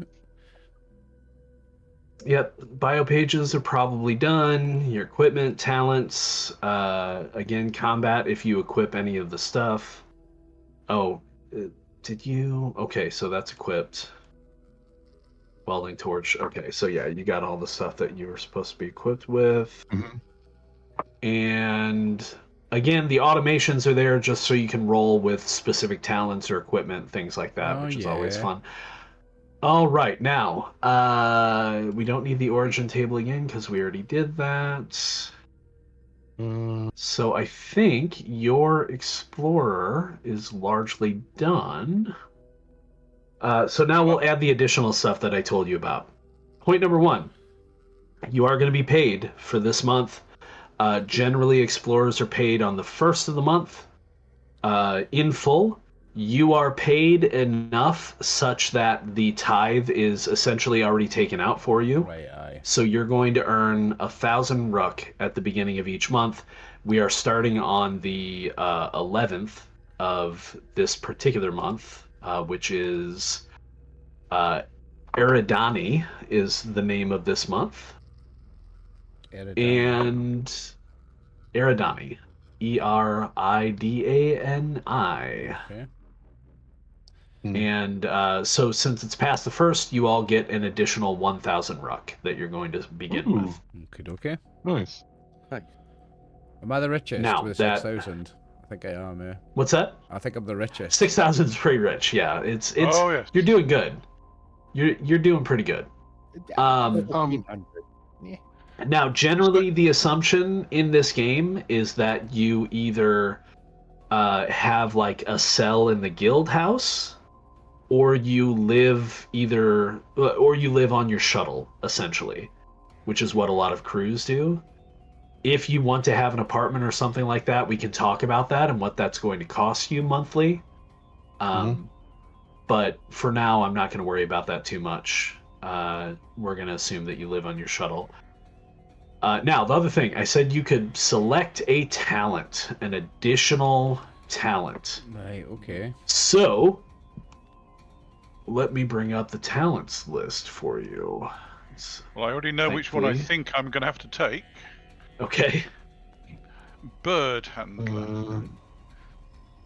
Yeah, don't we have to figure out what kind of bird we get? Are you going to be the bird handler? We'll get there. We'll get there. Ooh, well, nice. I guess we could do that first. So, assembling your crew, the bird. Crew's not whole without its bird. Sometimes called a Garuda, your guardian spirit, and Blight Finder. Birds come in many forms and are often grouped in these three categories: Ward, Guide, and Spectre. Roll on the table on the next page, or choose a bird type. So that will be up to you. If we're all looking at the same page, you'll note that the Ward has more health and less energy. The Guide is about mid-range, and the Spectre has less health but more energy.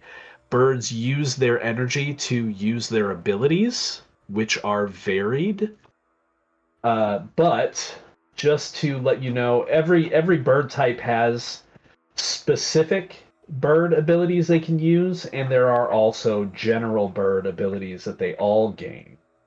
If you click on your bird currently, I've already put in all of the general abilities that they start with. But I will tell you what their special abilities are. So Ward begins with Raptor's Call, which, with the aid of a bird, one attack performed by an explorer later in the round inflicts an automatic critical injury if it hits, regardless of whether or not the attack penetrated cover and armor. Guide begins with Farsight. As the bird scouts ahead, its companion can see what the bird sees up to a distance in zones equal to twice the number of successes rolled. That's a nice little scout. And then Spectre gets the Enshroud power. The bird envelops an explorer in a protective field, fully protecting them from the blight for one stretch. The power can be used as a reaction against a blight attack. So, if you're wondering about how long that lasts, a stretch is roughly 15 minutes, and during a delve, crossing a zone takes an entire stretch. So it's basically for the extent of one zone. So if we find a zone that's blighted, a Spectre could get us across it. It could get, well, it protects one explorer. And you're fancying the role of bird handler, Dave, yeah? I think I probably got. Well, I've got insight 5. Has anybody got higher than that? No. No. Now, to be clear, even if Dave is the bird handler, everybody will be able to engage with the bird and potentially make rolls for the bird, but the bird handler gains a bonus +1 die. Okay. Because of your connection to the bird. I like Dave for that role. I endorse Dave for that. Is that fine with you, Dave? Yeah. Okay. Now, as far as what other things the bird can do, there are some other advanced powers I'm not going to go into detail on right now, but for basic stuff, birds can attack, they can defend, they can clear blight, which is more, I think, what you were talking about, Dave. They can clear all blight from one zone for one shift. Basically, so you have a place to rest without having to worry about blight for a shift. They can do a blight scan, in which they fly ahead up to 4 zones and scan for blight to be read by the Garuda device, which is a device that the bird handler will likely be carrying. Or actually, that's not even necessarily true. The scout could carry the device, or anybody could carry the device, even if the bird handler is someone else, as long as you have one, because it's how you understand the bird. They also have the base ability to soak blight, which is used as a reaction to all the blight from a blight surge before it can affect any explorer. And then finally, they have the ability glow. The bird emits a glowing light that provides illumination for 1 shift in the bird's zone and all adjacent zones. Not a horrible ability, but generally delving suits have lights, so unless something knocks out the lights on your delving suits, that's probably not one you'll be using. The delving suit is something like it's halfway between a space suit and a deep sea diving suit, right? Yeah, essentially. Yeah, that's kind of exactly what it is. From what I've seen. David, It's cool though. And you can use delving suits to go into vacuum, just to be clear. Okay. Now, exos, which you'll hear a lot about, exos are less protective when it comes to blight, but they are used in a lot of vacuum situations. And an exo, to put it in the best terms, is imagine a slightly Arabian tinted steampunky power loader from Aliens. That's what an exo is. But it is also contained. It's not open like the exo was. It is contained and has an air supply. What kind of bird do you fancy, David, of the 3 types? I don't know which is the best. Is that what you're looking at now? Played. So with birds can be... This is going to sound awful, but birds can be purchased and exchanged. Birds can also die, and then you would need to replace it anyway. Okay. But if, pick one that sounds interesting for its special power now. Think about it this way. Do you want a bird that is focusing on combat? Do you want a bird focusing on protection? Or do you want a bird focusing on scouting? I think scouting would be really good. I'm good at that already. It's going to be David's Yeah, birds. Well, I've got that as an edge as well. Well, perception. yeah, but there's scouting. scouting for a bird is different than scouting for you guys. Birds are used to scout ruins as you go down. Think of a bird like a drone. Yeah, that's what It is alien technology that you it's not a living creature. Yeah. It is alien tech. It simulates one, but it is alien technology that you use to protect your party from the blight, to scan ruins, sometimes to help you fight. But it's a drone, essentially. It's a sentient, semi-sentient drone. Right. So, but using one of those powers uses up one of its energy? Correct. And it recovers energy during rest periods the same way that you guys recover hope and health and all that stuff. So if you want the one that can Right. use powers more often, that's the Spectre one. It's The got the highest Spectre, energy, yeah. isn't it? Yeah, but that's the lowest health. Lowest health. I'll let Yes. you pick that, Dave. If you, But if again, you fancy don't- the bird handler. You don't have to have it fight. Like it, although it can, you don't have to have it be a fighter. Well, at the moment, we don't know how nasty Blight is, and Spectre can help Would you- more against Blight, correct? Would you like to hear, since you're somewhat seasoned explorers? I can give you an idea of how nasty blight can be. Go on, Go on then. terrify us. Oh, give us the willies. Oh, you know what? Let's just roll some blight effects and see what happens. That'll be a fun way to discover. Yeah, roll a dice. Go on. Roll. Where's my blight? You do a break, Those are both half-time mental break trauma. at I some don't point want soon, mental Brian. trauma there, Bull. Okay.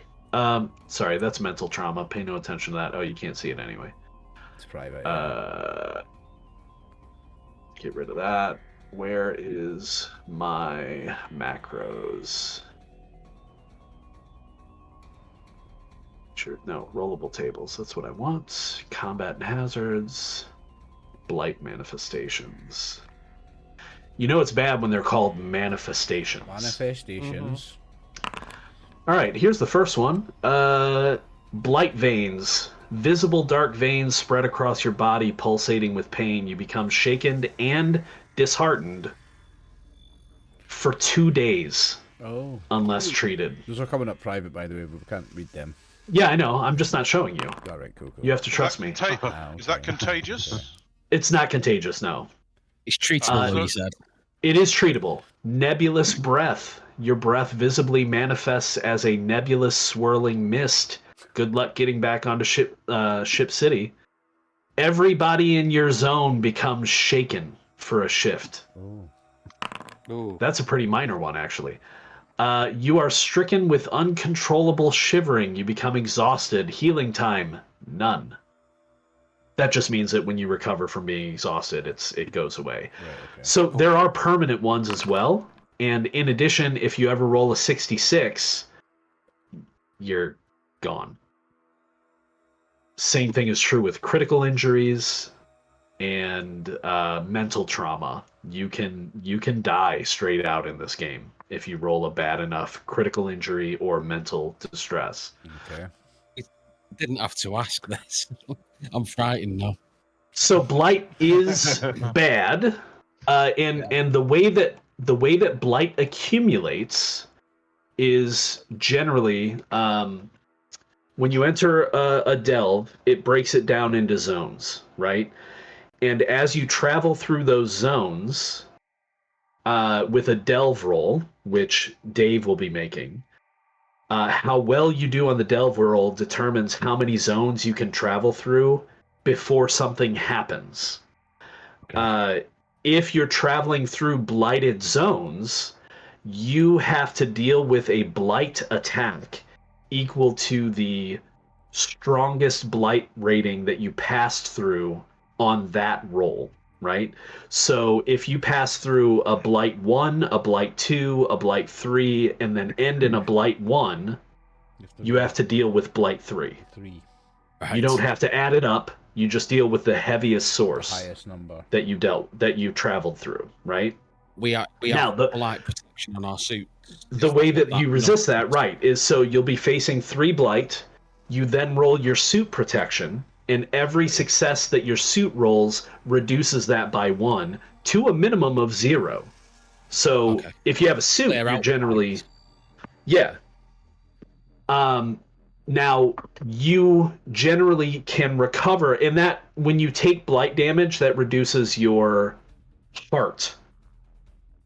So you have health, hope, and heart. Hope is for when you're pushing rolls. Heart is blight sources. When you are broken by blight, meaning your heart is reduced to 0, you have to roll a blight manifestation. There are other ways to recover blight. There are, just so you're aware, other ways to suffer blight as well. Some blight creatures will attack you with blight. Some blight effects may affect you, like some artifacts are contaminated by blight, and even using it gives you blight that you have to deal with. So yeah, it can be scary, but it can also be dealt with if you're smart about it. And you now, so oh, I'm sorry. No, go ahead. I was just going to ask if you mentioned about artifacts being having blight. Are we able to test for blight before?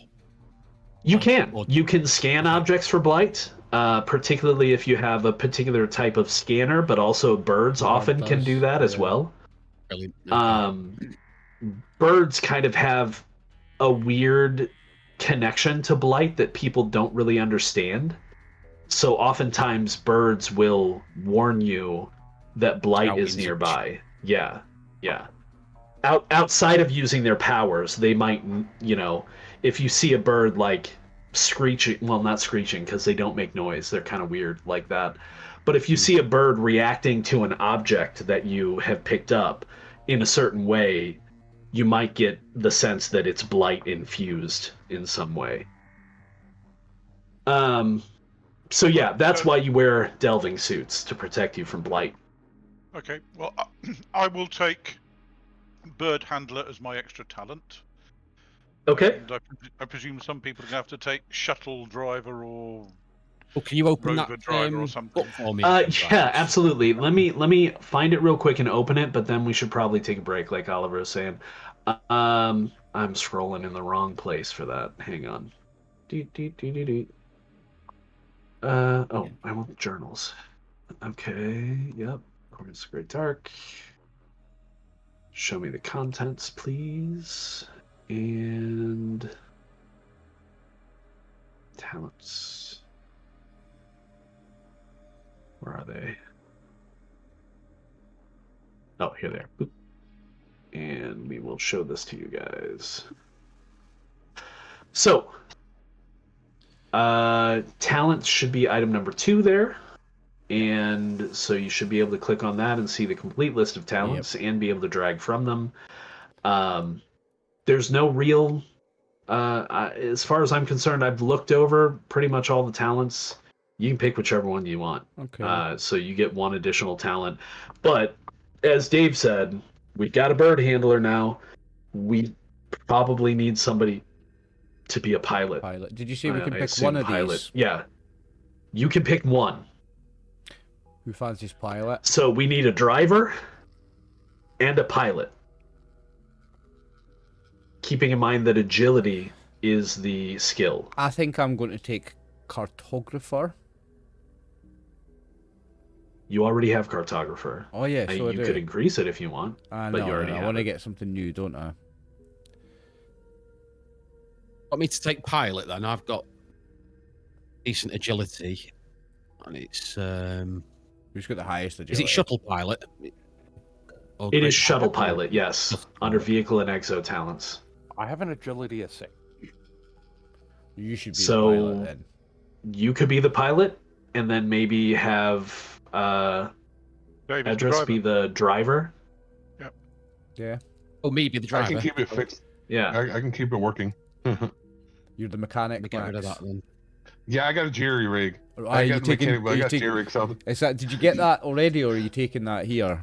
So that jury was rig, one he that I already got. has it. Jury rigging isn't the same as mechanic, though. You might want to take mechanic as your bonus There's also another Okay. one. I was if just that's looking your at goal. minor. You might like that as well, Max. It's just next. He to has mechanic. minor. Oh, you have minor already. Yep. Okay. Yep. Stealth Yep. and mobility. Lookout. I'm the scout. Lookout Now, might be a good one. Just so you guys are aware, under vehicle and exo talents, there's also the talent kite operator. So, although I referred to the bird as kind of a drone, it is, but it's like an alien kind of semi-sentient drone. Kites actually are drones. So if you're interested in dealing with a drone, you could take kite operator, and there's some kites in the book. But again, notice it says you get +1 base die per talent level to rolls when controlling a kite. Doesn't mean you can't control it. Just like you don't need shuttle pilot or driver to drive the rover or pilot the shuttle. They just give you bonus dice, right? So Okay. But anybody could be the driver in theory. pilot. correct. Yeah. So something for And something good for generally, me might sorry, be go like, ahead, Oliver. Sorry, something good for me might be something like lookout or tracker or something like that, right?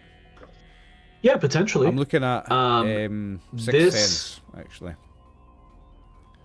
So this campaign kind of goes all across the board. There's treks, there's great ship stuff, there's space stuff, there's several delves. It's all over the place. So pretty much anything can be helpful. But yeah, like David, you were asking, anybody could be the driver, anybody can be the shuttle pilot without those talents. Just be aware that, you won't get the bonus. So Right. So you don't have to take those talents if you don't want to. I will only make you roll to drive or pilot if you're in combat or if there's like some kind of Chase hazard. or something, yeah. Yeah, much like in many other games, all of you know how to pilot your vehicles, so just standard run-of-the-mill moving around, no rolls necessary. Resilience talents are all very useful, guys, like blight resistance and endurance and stuff. Those are all very solid. I'm looking at, for me, a couple of good ones would be Sixth Sense means I can never be taken by surprise, and as the scout, that might be quite handy. But also there is Lookout, which gives me +1 base die per talent level to look out for spotting approaching threats, which is more helps the group. So I think I'm torn between those two. I would say Sixth Sense. I think because you won't be surprised. I think I like Sixth Sense, Max. I'm going to take that. Yeah. There we go. I'm taking that. Sixth Sense sounds. And it should say 0 because it's not a levels thing. It's a special, isn't it? I'm going to Makes take sense. driver Yeah, I off think mine. that's at 0. You are taking driver? Oh no, you're taking it off. No, I'm going to take it off because Okay. I'd rather go lead into my character a little bit more. Yeah, absolutely. What are you doing? Now, keep in mind with some of these, like blight resistance or tough, or what's the other one? I'm thinking social skills myself. There's one that improves hopeful. Those improve your hope, heart, or health, but they don't give you like blight resistance doesn't give you a resistance to blight. It just gives you more heart. Gives you more heart. If that makes You sense. can take more damage. It's not as your resistance to it. Right. It's just more tolerance. Right. Does Sixth Sense mean that the party can't be surprised, No, or me. because he notices it, or just him? Me. Just What is me. that under? So this is the thing, Dave. That means Stealth and mobility. that means I can never be surprised. But if I take Lookout, the one above it, that helps the whole group for spotting approaching threats. I can still be surprised personally. Stealth and though. mobility. Sixth These are the two sense. that I'm kind of torn You between. cannot be taken by surprise. This means the attacker of a sneak attack, doesn't get any bonus against you. Sure. Look out, you get +1 base die per talent level to rolls for spotting approaching threats. So that could benefit potentially everyone. Yeah. Do you think I should take that instead of Sixth Sense? That's your call. It's your character. I quite like Sixth Sense. I think it's. I'm quite taking fun. Agitator. Oh, Agitator. Agitator. Ooh, that sounds That's interesting. When rolling for empathy, to speak to a group of NPCs to sway them one way or the other. Oh, nice. That actually be useful. Yeah. Would be useful. Okay. Changing people's moods. That definitely fits in, people's yeah. reactions. Yeah, I like Or to that. convince them of something. What did you Oh, go with, porcupine. David? You're bird handler, didn't you? Sorry. I'm the bird handler. Yeah. Yeah. Brian, what did you take? Shuttle pilot. Shuttle pilot. And Max, Now- you've taken jury rig. Mechanic. Or mechanic. You already had. Dave, jury I rig, do yeah. want to tell you that Agitator specifically does say a group of NPCs. It does. I've just noticed that, and there is. If you're interested in affecting people on more of a one-on-one basis, you probably want Charmer Yeah. or What we're saying, chaps. Or We're actor. saying- I've got actor already. well, he has Actor. Ah, okay. I think Charmer Yeah. Oh, is Mentalist definitely going to be better on a one-to-one. Mentalist is good if you're trying to determine if somebody else is lying or hiding something. They're lying or hiding. If you're something. rolling Yeah. for bullshit, yeah. You don't need it. But- I mean, everybody's hiding something in Ship City. Oh, yeah, on there, yes. On Love the on the ship, yeah, the giant ship, yeah. Aye, I think Charmer might be better, Dave. You go with Charmer, so I if it's think. just an individual NPC. Aye, I think. And then so. the thing is You can make potentially, them like you I as think well. you'll use it more They could often. become an ally. yeah. I think potentially, I wonder what the rules are on those stacking. I like- Did you move it over already? I like him having I have. Charmer and Thug because it's like he can go one way or the other. Yeah. And I mean, that's So you can roll Charmer Charmer. Yeah, so they Well, don't if you- actually stack. Just so everybody's clear on how the rules work. Talents cannot be added together. Mm-hmm. Talents can be added with gear. Mm-hmm. So just to throw this out there, when we start looking at shopping, maybe Yeah. either today or later, there is an item called Fancy Clothes that gives you a +2. Well, yeah, I think it's a +2 bonus when influencing people.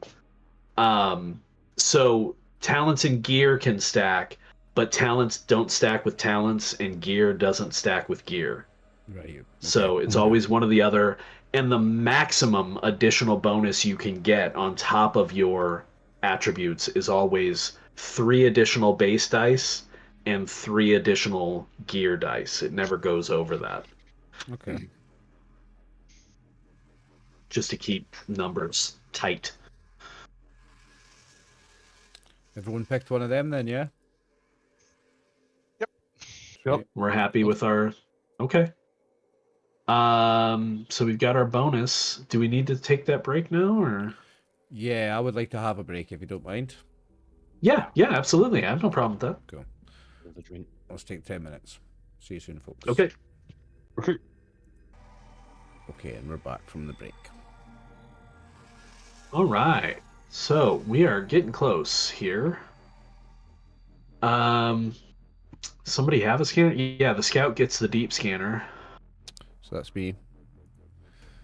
I think somebody probably gets a Garuda device as well. I think that's a bird color. As a crew, you're issued a Garuda device that is designed to help decode signals from your bird. Assign this device to an explorer that will be the primary handler of the bird. Okay.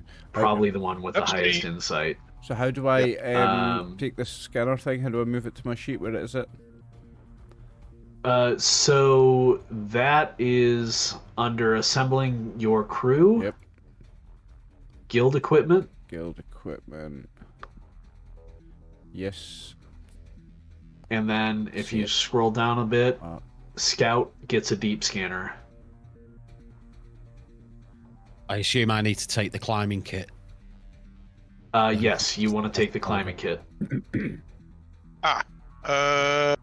that case, since I get one copy of the Book of Glyphs, yep. Then... Do I get anything or no for my crew thing? Pickaxe and shovel. Ooh, I got a pickaxe. Nice. I am fully loaded. I am 7.5 out of 8, Dave. The guard gets a fusillade rifle.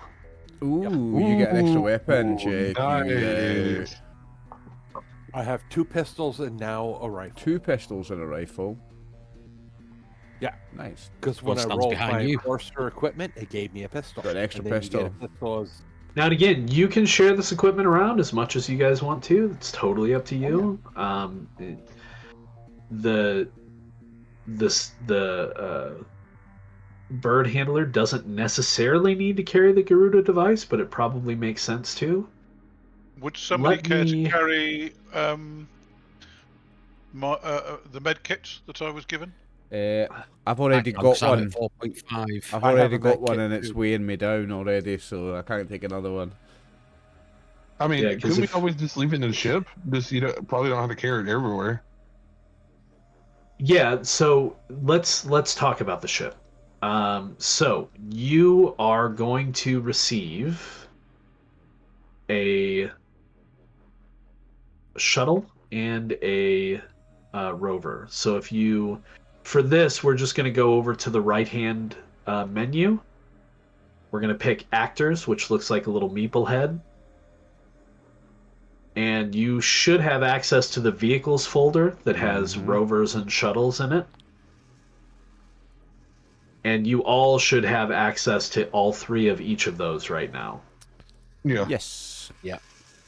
So you guys need to decide. Are you going to take a Crocodile Tracker rover, a Rhino all-terrain vehicle, or a Sphinx gravity projection rover? Okay, so we'll look at this, and then whoever is going to be the pilot of said thing should probably get the final vote. Who was the rover is driver. The rover is whoever wants to be the driver. Who was our driver again? That was Dave. I was going to take it, but I didn't take it in the end. So anybody can drive. Yeah. Yeah. It's just based on agility. Oh, I'm happy to drive. Who's got the best agility? Well, I mean, not me. I have. Brian can be the driver and the pilot. He could just be better at piloting. Yeah. Do you want to be our driver and our pilot? Then you can do both. Or if he's unconscious, somebody else is going to have to drive if you're running away from something, right? Yeah. So, yeah. All right. So let's talk about stats. The Sphinx gravity projection has a maneuverability of 4, a speed of 3. Those both affect you if you're in combat or some kind of a chase or trying to get away from something. It has armor of 5, a blight protection of only 2. It can carry 6 passengers, and has 1,000 cargo. And yes, 1,000 literally means you can carry 8. It can carry 1,000. Right. Okay. So it has plenty of space because it's the same level of what stuff weighs. Yep. It also has 5 slots for expansion. So in addition to earning experience as you play, you're also going to earn crew points. And crew points can be spent to buy upgrades for your rover, upgrades for your shuttle. Why do I keep forgetting that word? And upgrades for your bird. But that's something you'll have to think about down the road. But the slots are important because, like, where the Sphinx gravity projection doesn't have wheels, doesn't have to worry about, getting stuck in the mud, it only has 5 slots for expansion.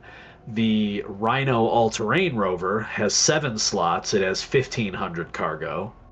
It has more blight protection at More 4, armor. slightly more Carries armor. all as well. But it's It'll slow. only carry the 5 of you.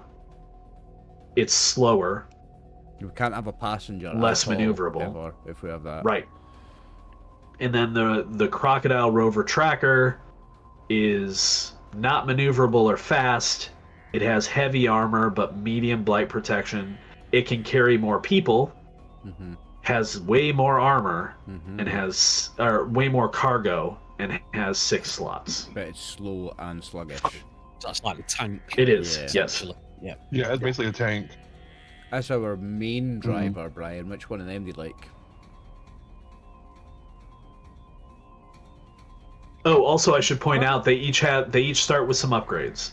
Okay. So they all have an airlock. I'm the Rhino. You like the Rhino? Oh, Yeah, the Rhino Actually- seems good. the Sphinx gravity protection does not have an airlock, interestingly enough. Nope. So the Rhino has comfortable bunks where everyone heals an extra condition per shift when resting in the rover. Sounds good. It has an airlock. Yep. And it has a tow line to pull stuck vehicles or blocking debris. You guys want the Rhino?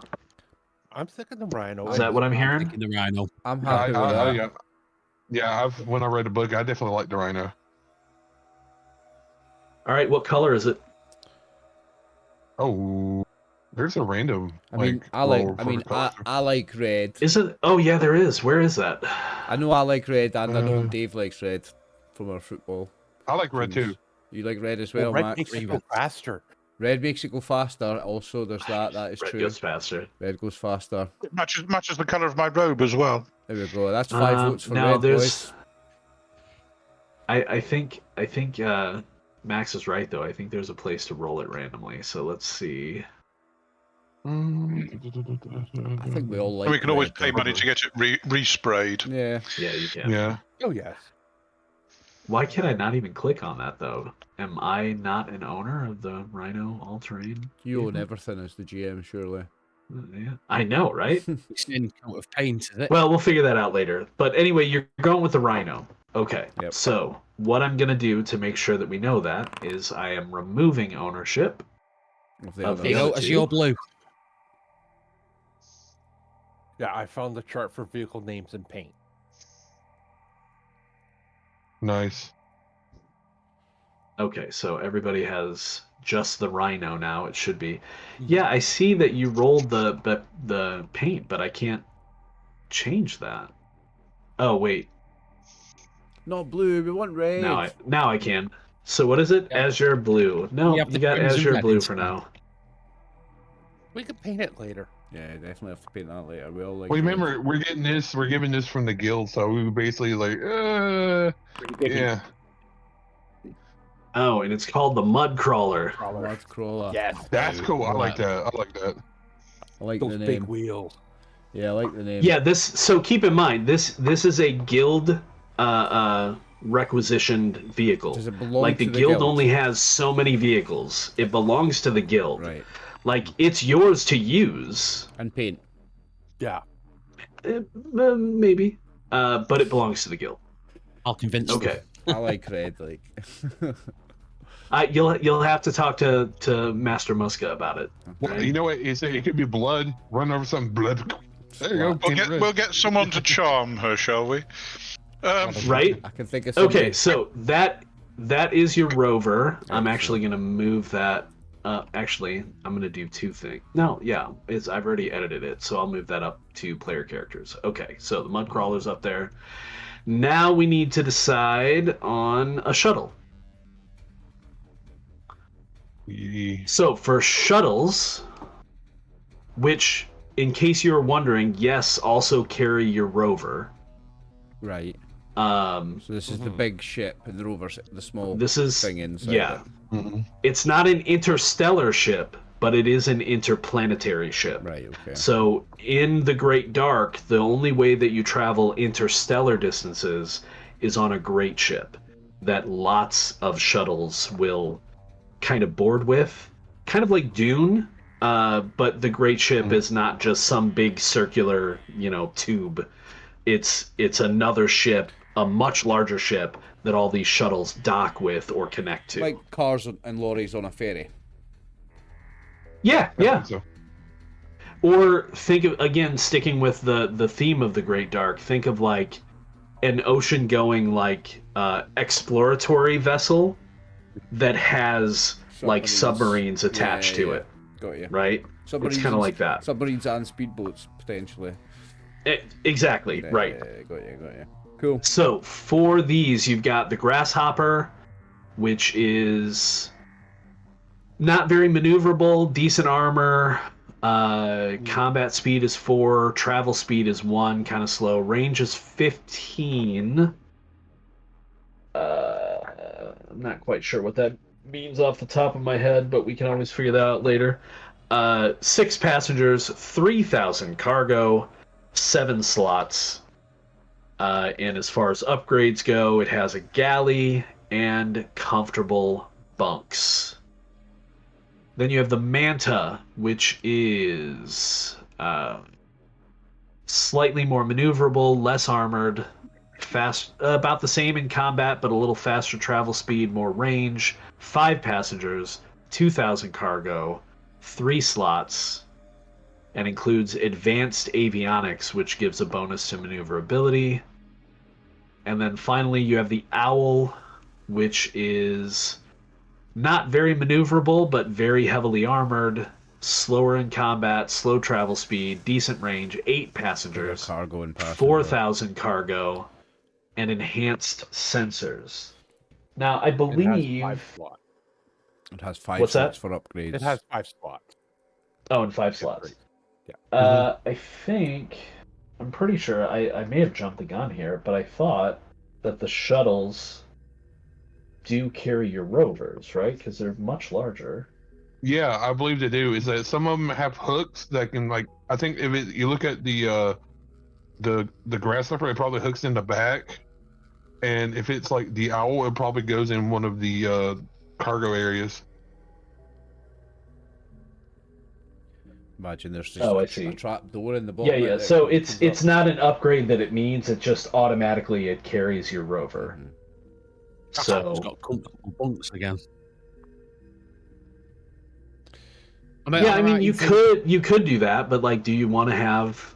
I was joking. 2 with comfortable bunks. Well, what that means is now if that galley though produces 1 point of supply per day. That's good. Yeah. But having the 2 comfortable bunks. But supply's not terribly expensive either. If we were away from our ship for a long time on the rover for a number of days or whatever, then the second set of comfortable bunks does come in handy.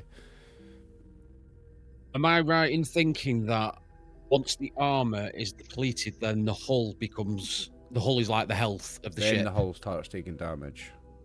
Correct. Yeah. Well, I think the Owl is the middle Armor, one, isn't it? Armor is not depleted. Armor is rolled, just like armor for you personally. So like when the ship takes damage, you roll the armor. To see if it reduces the damage. Yeah, like in Forbidden Lands when you rolled a soak armor. And the range is how far the shuttle can travel in astronomical distance. So it is. Anyone else leaning towards interstellar? anything? How far it can go? I'm leaning towards the owl, I think. Me too. Yeah. Yeah, I'm toss up. Heavy armor, more passengers. Heavy armor, more passengers. More. They carry more shit too, because you can sleep in the you can sleep in the rover. It's like if we're gonna sleep in the rover, it has comfortable bedding, and he is right there. You can, yeah. Mm-hmm. The owl doesn't have with a that one, comfortable bed, but you can up that. It's an upgrade that can be added. I think the owl there. It is an upgrade that can be added later. Yes. Yeah, I think the owl. It's got the most. Yeah, because we can put a points. science lab and a bunch of stuff in the owl. Yeah, it's got the most space. But it only has 5 slots. I think the Manta actually has more upgrade slots. Mm-hmm. The Grasshopper has. Oh no, Manta is 3. Grasshopper. And it's the Grasshopper is 7. Grasshopper has 7. Mm-hmm. Yeah. Yeah. What do we And I think? mean, just to give you an idea of some things you can add additional armor, enhanced avionics, an entertainment module, escape pods, external cargo Weapons. racks, galley. There are weapons you can add if you feel like you're going to get into combat, and then garden wall produces supply, hull art helps with empathy when trying to impress people, infirmary, laboratory, library, med lab. Optimized projector is more combat speed. Reinforced hull, remote control system. That's interesting. Mm-hmm. Boy, that's 3 CP though. Salvage hook, shrine, storm lanterns, turret, workshop. Turrets. Workshop's nice. Workshop's, Boom, yeah. That's 5 though. That'd be like all of your upgrades. Is that 5 slots? Is it slots? Yeah. Right. Okay. Oh no. My mistake. It's 5 CP. CP then. Is That's the crew CP points. cost? That's crew experience essentially. All right. Yeah. For It the XP is- to buy it. A workshop is slots- only 1 slot. Okay. Yeah, if you look at it, if it costs 0 slot, that's just increasing the armor or increasing avionics. Right. But that's just like yeah. So are we still liking the owl, are we? Yeah, I I said know. the owl. That would I'm be good. leaning Grasshopper more. You're leading Grasshopper. Yeah, I'm just looking at comparing the stats. Ma- It still has better maneuverability. It's only 1 less armor. Its combat speed's better. I like. Travel speed's the same. I still. 2 less passengers. I still prefer the owl 6 for the pass. What if we saved 2 people from something that was going to kill them, and there was only space for 1 passenger? Actually, let me double check. I wonder if passengers means Oh. people in addition to the crew. In addition to the crew, it might. Yeah. Yeah. Well, Oh, I mean, no, if we got to. It's how many people, including the pilot, can fit in the shuttle. So Well, no, I mean, if we that's- got to, they could always stay in the rover and chill in there while we're in the ship. Yeah, and there's nothing that says we can't. That's go true. straight That's to true. the crew. I mean, essentially, you can have people. Well, yeah. I mean, I think I would rule that you could ferry people in your rover if you guys are in the ship, or some of you could be in the rover and some people in the ship. So essentially, yeah, I'm fine with adding the passengers of the rover and the ship together while you're traveling, if need be. Yeah, because that's going to have passenger spaces within the thing that's got the other passenger Uh-huh. spaces. I still like the owl, though. I still like the owl. The highest armor as well. I mean, So, 'cause you never again, know what- There's only 1 left. This is something you could potentially change in the future if by going to your guild master and requesting a change. Ah, So, Brian, you like the Grasshopper, yeah? make the Yeah, call, I'm Brian. just looking at it. It's more maneuver. Okay, so the Manta's out. Manta's Yeah, out. I think the Manta's yeah, out. Yeah, I think we're yeah, looking definitely. at the Grasshopper versus the owl. I'll put them I side mean, by 7 side. slots for upgrades is nothing to shake a stick at. That can It's already always got 2 increase cargo upgrades to start with. capacity It's and faster in combat. It's more maneuverable. It's less durable. Same travel speed, Same travel speed. And it- slightly it's- less it's- range. Yeah. I still like the owl. Roll for it. No, Well, no. I think the Delver should decide. Yeah, maybe. The team leader. be on the spot. You're the one who's going to requisition Well, it from let's- Master Muska anyway. Let's see what everybody else thinks. Brian likes the grasshopper. I like. That's the true. owl. We have 5 people. We can 5 have an people. official vote. Brian likes the grasshopper. I like the owl. Max, I like the owl. you like the owl. Dave W. I don't care. It's just gets us there, doesn't it? Okay. I'll come back to you. I'll come back to you if we need a deciding vote. So think about it, because you might have to if we need a decider. You might have to break the tie. Dave Yeah. M, what do you think? Good. Owl or I'm grasshopper? I'm with Brian leaning towards the grasshopper. Right, sorry, David. Okay. It's 2-2. We're going to need you here. No pressure. No pressure, Dave. What? Absolutely. What? No pressure. You're the deciding vote. You're the We're deciding 2 and vote. 2. You can't be a conscientious objector. It's a here. democracy. Heads or tails? Heads or tails? Tails never fails. Grasshopper. Oh, okay. Okay. Grasshopper it is. It don't matter. Grasshopper it is. Yeah. Democracy in play. there. Democracy. Was that Yeah. important? Was that important? No. You'll be right. fine. Now we're going to roll for Well, the, as long as it gets us there, that's the main thing. the paint and the name again. It's when we get there that's important. How do we roll for the paint and the name? Okay, shuttle name. I'm sorry, are you talking about spending money on paint? No, you roll for it at the start. Yeah. Yeah, it's already in. What's the name? Yeah, we can't say it. No, he rolled Private. something. Oh, sorry. It's private. I got it. Reveal Miera. Oh, that's nice. Maria. Yeah. Maria. Maria? Mira. Mirea? Color Maria, is Mira. crimson red. Oh, there nice. we We go. got it right. We got it Matches right. my robe. Wonderful. Nice. What was I the will roll for see again? It what was I can blue. do about adapting the color, but I might not be able to. We'll see. I'll play around with the image later. What was- Okay, so crimson red, Miera. That is yours. And okay, what color so was Mudcrawler? It was like cyan blue, wasn't it? Azure blue. Azure blue. Yeah. Azure blue, yeah. Okay, are we going with ashes for the name, or do we want the Norse name for the bird? I like Ashes. Any objections to it being Ashes? It fits with the theme Nope, across that's different fine. games that I've done. I just thought it'd be okay. kind of cool, like with this a different Yeah. fact of the name. It's still Ashes, but it's just The dog in Fallout was Uh, called Bushido. The dog in Ashes was called Fallout. So the dog in this is going to be called Ashes. But we don't have a dog, so it's the bird.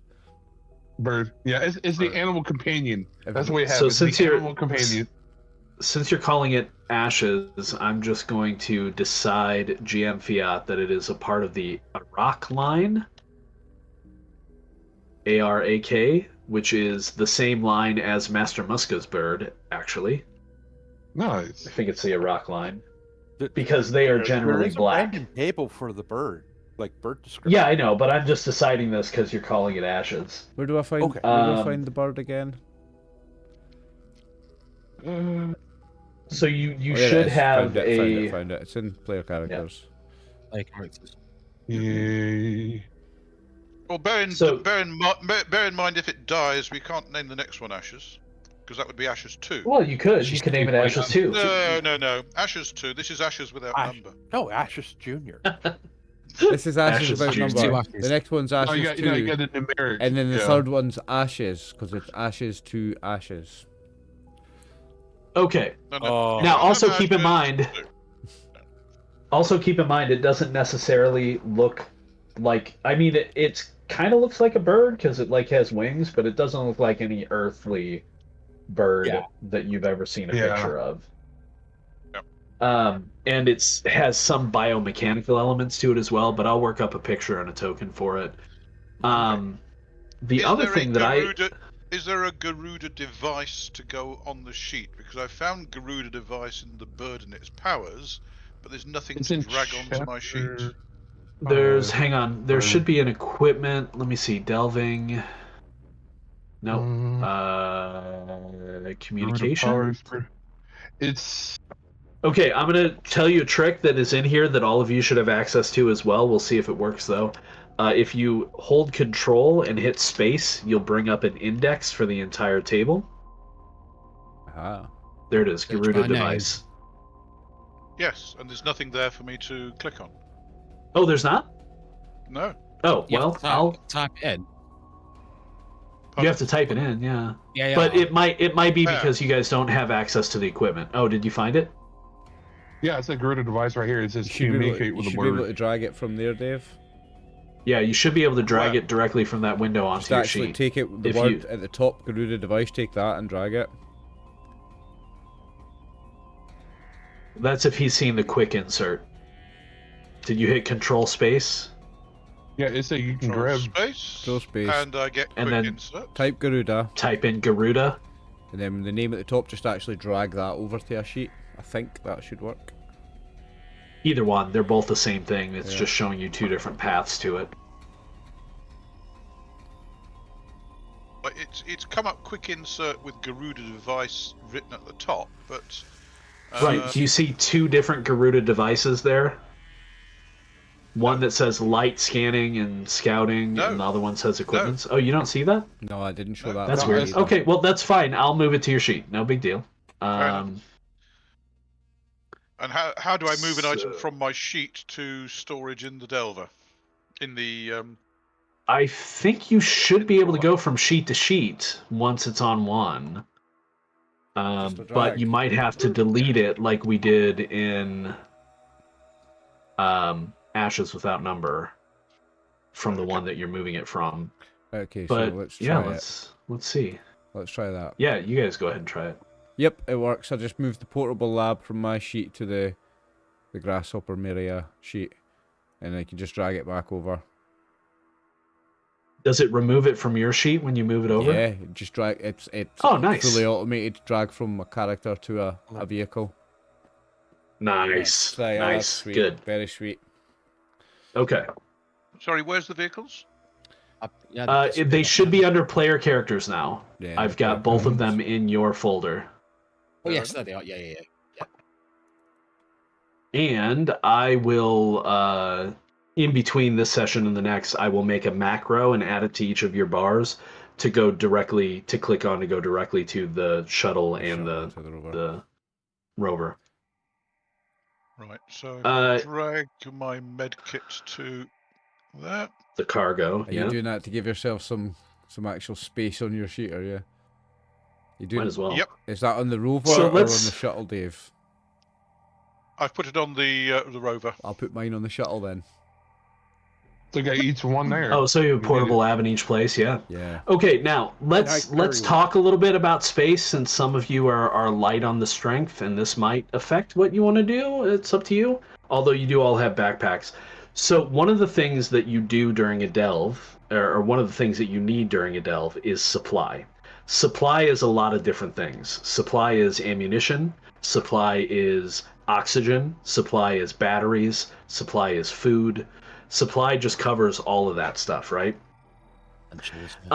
When you're in Ship City or on a great ship, you generally don't have to worry about supply because stuff is around, right? Now, you may, if you get into a combat, you may want to have some supply for ammunition, because if you run out of ammo in the middle of combat, you do need to spend a point of supply to say that, oh, I have this additional magazine that I load into my weapon. But other stuff you don't really need to worry about.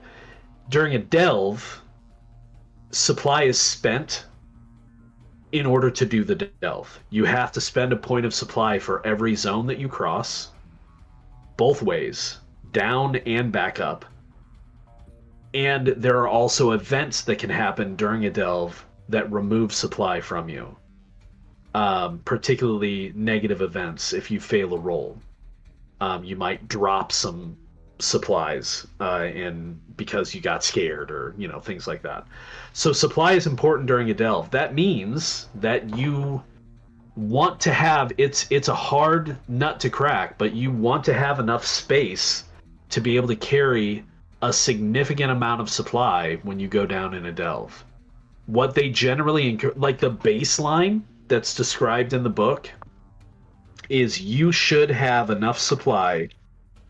You should basically roughly have double the supply of the depth scan that you make, right?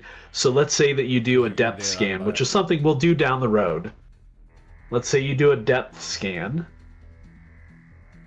and it says that the delve is 13 markers is the language that they use. That means that there's roughly 13 zones that you're going to have to cross. So you should have at least 26 supply spread out between all 5 of you. Yeah. Yeah. At the present moment, we've only got 23, for example. Right. So you may need to, before a delve, like move things around. Is that on the group sheet where you see the total, Dave? Is it? If you click you on can, the, you should be able to see the total on the group sheet. Yeah. It says total supplies. Yeah, see that on the group nice one. sheet. Yeah, nice one. We've also But got all can the we numbers buy in there. more supplies before we go? You can. You can buy more supply. Carry them in the rover to the start of the delve. Oh, absolutely. Like you can pack as much supply as you want into your rover or your shuttle, and then use it up over time. Supply is actually only 100 ruck per unit, which isn't bad. And oftentimes, when you're doing a delve for the guild, you might even be given supply, right? Like you're given X amount of... Right, exactly. So there's that. You can also always ask for supply, and not just from the guild, right? Like if you're going to do a guild, let's just throw this out as a hypothetical. Let's say that you've got a delve coming up, and you know that the Navigators Guild has some interest in that delve, and they want some information from the ruin. Well, they don't do delves. The Explorers Guild does. Mm-hmm. So they might come to you and be like, hey, we will give you X amount of supply and this much ruck if you bring back information for us as well. Now it's up to you whether or not you work with the Navigators Guild in that situation, but like that kind of stuff can happen. You can also use your guild contacts to try to set up something like that yourself. You could, Oliver, you could contact the Gardeners Guild and be like, hey, if I find any interesting flora or fauna down there, the Gardeners Guild is always interested in that. Are you guys willing to help me out? And they might do that, right? Okay. So it's always, don't think of the other guilds as your enemies right out of the starting gate. Like, you all live on Ship City, everybody wants Ship City and humanity to survive. Mm-hmm. So ostensibly, everyone is allies. Mm. In the background, maybe not so much, but ostensibly, everyone is allies. Offsides. So don't... Yeah. Okay, so we got vessels, we got a bird, and I gotta figure out a picture for the bird. As far as your crew goes, have you guys been thinking about, or do you want to think about really quick, like a logo? You know how like in World War II, how like biplanes had like those, or bombers had those really cool like logos and stuff on them? Is there a logo or something you want me to try to generate to have for your crew? You could think of a name first, and that might help us come up with a concept for. Oh yeah, crew name would be important as well. Yeah, for sure. Any ideas? Now you could roll for it randomly because there are some random tables. Should we roll and see if something cool comes up, and if we don't like it, we'll. Yeah. And if anybody's got any ideas, throw them out as well.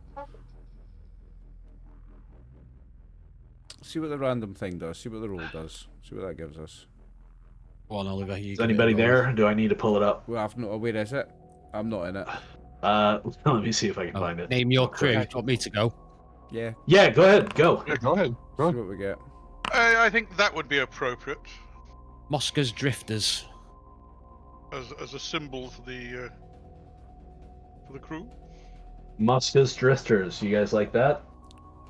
On that, or do you want to go again? Interesting. Go again and see what we get, and we'll throw a couple out and see what we like better. It's not an endless list. It's not like a huge list, but Yeah. there are some good ideas We've there. got X's Few, which is X being one of us. Mm-hmm. So it'd be like Edris's Few or... Yeah. Shades Few. That's Edris's nickname, There we go. right? Shades Few. The Crimson Raiders. The what? Crimson Raiders. Crimson Raiders. I like Yeah, that. and then we I can like that. then we can get both our Yeah. ships red. Definitely. We got a crimson red rover, didn't we? Or was it the other one? Was it? Yeah. No, the shuttle No, was that was the crimson shuttle. red. The shuttle was crimson red. Yeah. Red. Yeah. Yeah, the shuttle's red. What was it? The red what? The Crimson Raiders. The Crimson Raiders. Yeah, I like Crimson it. Raiders. I like that. Lock it in. So I might in the next little while until we play again, I might come up with some possible logos and put them in Discord and see if anybody's interested in any of those. Because basically, when you do a delve, there's going to be a token for the whole crew. Right, You're not moving individually through the delve. And so, yeah, unless you want your token to be those 3 little weird guys holding each other's shoulders, then I'll make a new little icon for you. Yeah. Same for you, Bird. Okay, so we've got that all done. The crew sheet's ready. The bird, I think, is ready, except it needs its special ability. It's a specter, so it gets enshroud. So let's add that. And we're going to move that. Oh, is it not letting me move those? Interesting. Okay, well, enshroud's on there. So the bird has all of its abilities. We've got rover and shuttle. Yep. We've got a name on everything. Let me double check my list to see if we're missing anything. Bird, including appearance, rover, shuttle, crew positions, and crew emblems. Shopping, with added 1,000 Ruck for this month's pay already figured in. So, do you guys want to buy anything else, or do you think you're good with the equipment you have until we start playing? No. I need some cigarettes. Okay. Do you guys have access to the equipment? We're going to find that. Sheet. So it should be on the sidebar, the little briefcase as items. Yeah. Oh, yeah. Do you see an equipments? No, I just see the search and folder. Blank. Items. Yeah, that whole thing's blank for me. There it is. How about now? Yeah, see it now. Equipment, yes. Supply. Just says supply. Now, just supply? Yeah. Yep. So I gotta do this for every one of these? God, that's annoying. Okay, so observer. You can actually books and pamphlets should be available. See it in Books the and compendium. pamphlets, yep. What were you saying, Brian? You can actually look at it in the compendium. Yeah, you can access the compendiums. True, yeah. And it'll give you everything. I don't know if you can drag out of the compendiums, though. Where does it tell you that? Oh, right, let you okay. know. It's cost 800, right, okay. Give you prices of these, or... It does, yeah. If you click on configuration, it tells you the cost. So just pull up the item and then click configuration. Got it. I'm just going to pull up a few things and decide if I can cost them. So, as far as just looking at a price list, that should be available to you in the core rules. So everybody under journal, everybody should have a Coriolis the Great Dark folder, and in that is the Coriolis TGD core rules.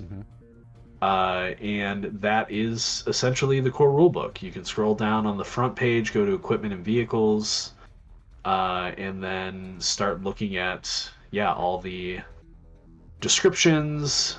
Some of the things have like cool little cards like weapons and stuff, but then when you get down to gear, delving gear, supply, does it have like... We don't automatically have a com link, do we? We have to buy those. So com links are built into your delving suits generally. If you check the additional tab on your delving suits, you should be able to see those. Oh, is there not like... Okay, there we go. Okay, so on... Where is that? General equipment and clothing. Right. So let me share this. So equipment, vehicles, and then as you go down, you can find like weapons and armor accessories is 24, general equipment and clothing is 25, delving and climbing is 26, and all of those have the little briefcase so you can pull over when you find them as well.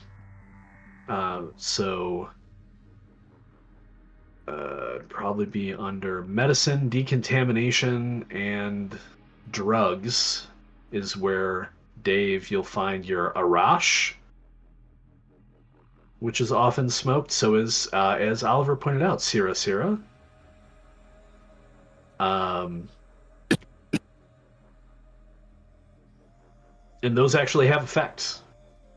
Like, you can smoke a Rosh and it heals exhausted and disheartened, but it makes you dazed. So, I was just using the things on the side to look at what I thought might be good for me. I'm going to take a cartographer's kit, a star chart, and a compass. Okay. As the kind of navigator / scout.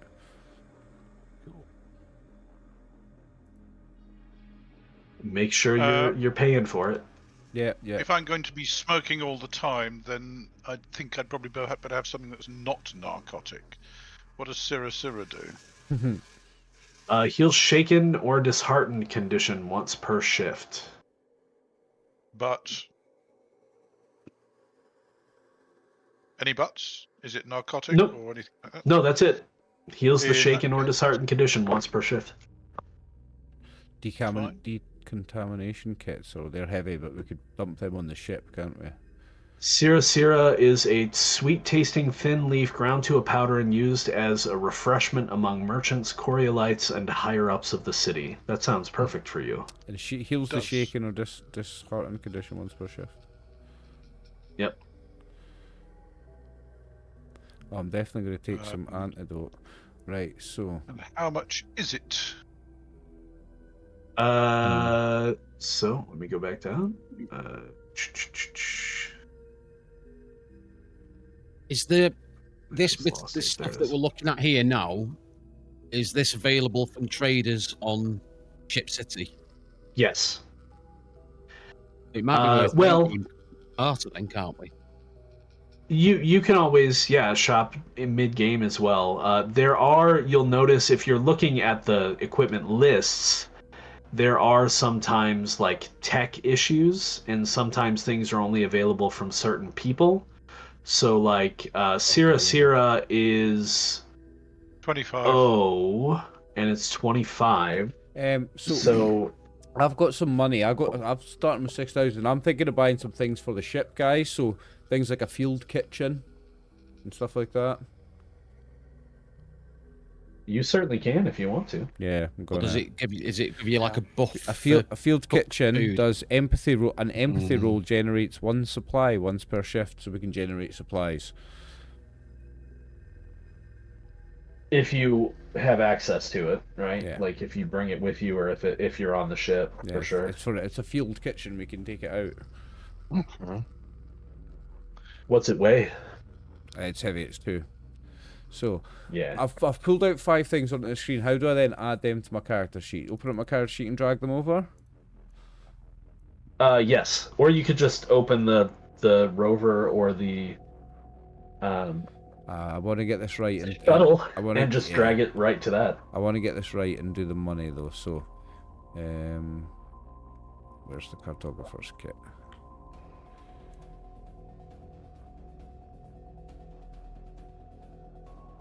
Oh, one of them as well. So while you guys are looking at equipment and stuff, I do want to talk a little bit about technology.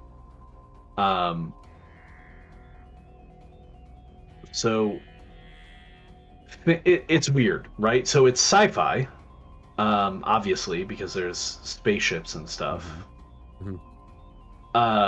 But it's also kind of like regressing. Because you have to keep in mind, these people have been on Ship City now with very little resources from other locations. There's some mining and scavenging going on out there, but the charted sphere is not as generous with its resources as some other places have been in the past. So people have been living off of like repurposed stuff. Ship City itself is basically made of the thousands of ships that were torn that they came to this place with, that were torn apart, integrated into the asteroid that Ship City is on, and then they've started building other ships like the great ships and shuttles out of that. So technology is in some ways pretty advanced, but in other ways not. Like spaceships, sure, advanced, but like communication in in Ship City, because somebody brought up comlinks. Comlinks are basically just radios, and radio signals don't go very far in a delve, particularly when you're delving through alien ruins and alien construction materials and rock. Radio doesn't even work very well on Ship City itself because there are parts of Ship City that are deep within the asteroid. So, if you look at your crew journal, one of the things you should currently have access to is a handout called an invitation. It's a ticker tape dot matrix printout. Like, that's how people communicate with each other in different parts of the city, is by sending a wireless or wired transmission, essentially a telegram, that then prints out on a dot matrix printer, and you have to go pick up at the office, right? Or if you have money, you might have your own relay in your home or something like that. So tech is high tech in some circumstances, very much not high tech in other circumstances. Your scanners can be pretty high tech. The birds themselves are weirdly high tech, like they're alien. Kites are relatively high tech. Some kites even have a kind of autonomous intelligence that runs them on the more expensive ones. But there's basically a couple of different levels of technology in the Great Dark. There's ordinary, like normal technology, which is stuff that is scavenged, broken apart, put back together, rough, like kind of steampunky, but a little bit more sci-fi stuff. And then there's what's referred to as heirloom technology. Heirloom technology is tech from the third horizon that we either no longer know how to make, or we don't have the materials to make them, right? So like a very common heirloom technology that's actually in the healing section is what's known as a healing scarab. It's basically like a little scarab thing that you put over a wound. It attaches to you, does a scan, and then does some kind of weird technology that heals that wound, and then it drops off and it's dead. And that's not magic. It's advanced science, but it's stuff that we don't even know how to make anymore. Don't know how to recreate it. Yeah, that's cool. Yeah, I like that. So heirloom technology is rare, and you're not going to just straight up buy it. I've spent half my 6k kitting out myself and the shuttle. Okay. The other codes on the equipment are pretty easy to understand, although I haven't looked at it for a few days, so that's why I'm flipping through my book. I don't want to tell you something and not be correct about it. So whenever you're looking at an item, the technology code for it. Okay, so first of all, anything with an asterisk next to it is restricted technology. You can't just outright buy that. Okay. So if you bought anything with an asterisk, take your money back and put it back because you don't have it yet. I don't think I did. That's going to take some role playing and some work. So I bought a field kitchen, a compass, a star chart, a cartographer's kit. Unless you were granted it by character creation. So like if a Fusillard rifle is restricted technology, you still have it, Brian, because it's part of your character creation. I don't know if it is off the top of my head, but just in case. None of these will be. Well, Brian. Some of the drugs are restricted. That's obvious. Some of the drugs are restricted, yeah. Yep. And you got to find the right buyer, or the right seller, I should say, right dealer. But other than that, an O means ordinary. G generally means guild. And so navigator or machinist is N and M.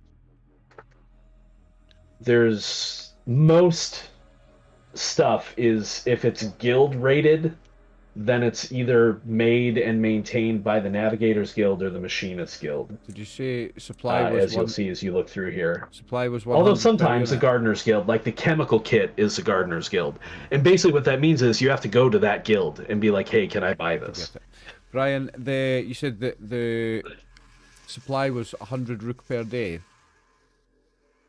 100 Well, it's per 100 unit, rook sorry, per unit. supply. Yeah. So I could spend some more money and just up my number of supply that I've got. You can, yes. Okay. But keep in mind, you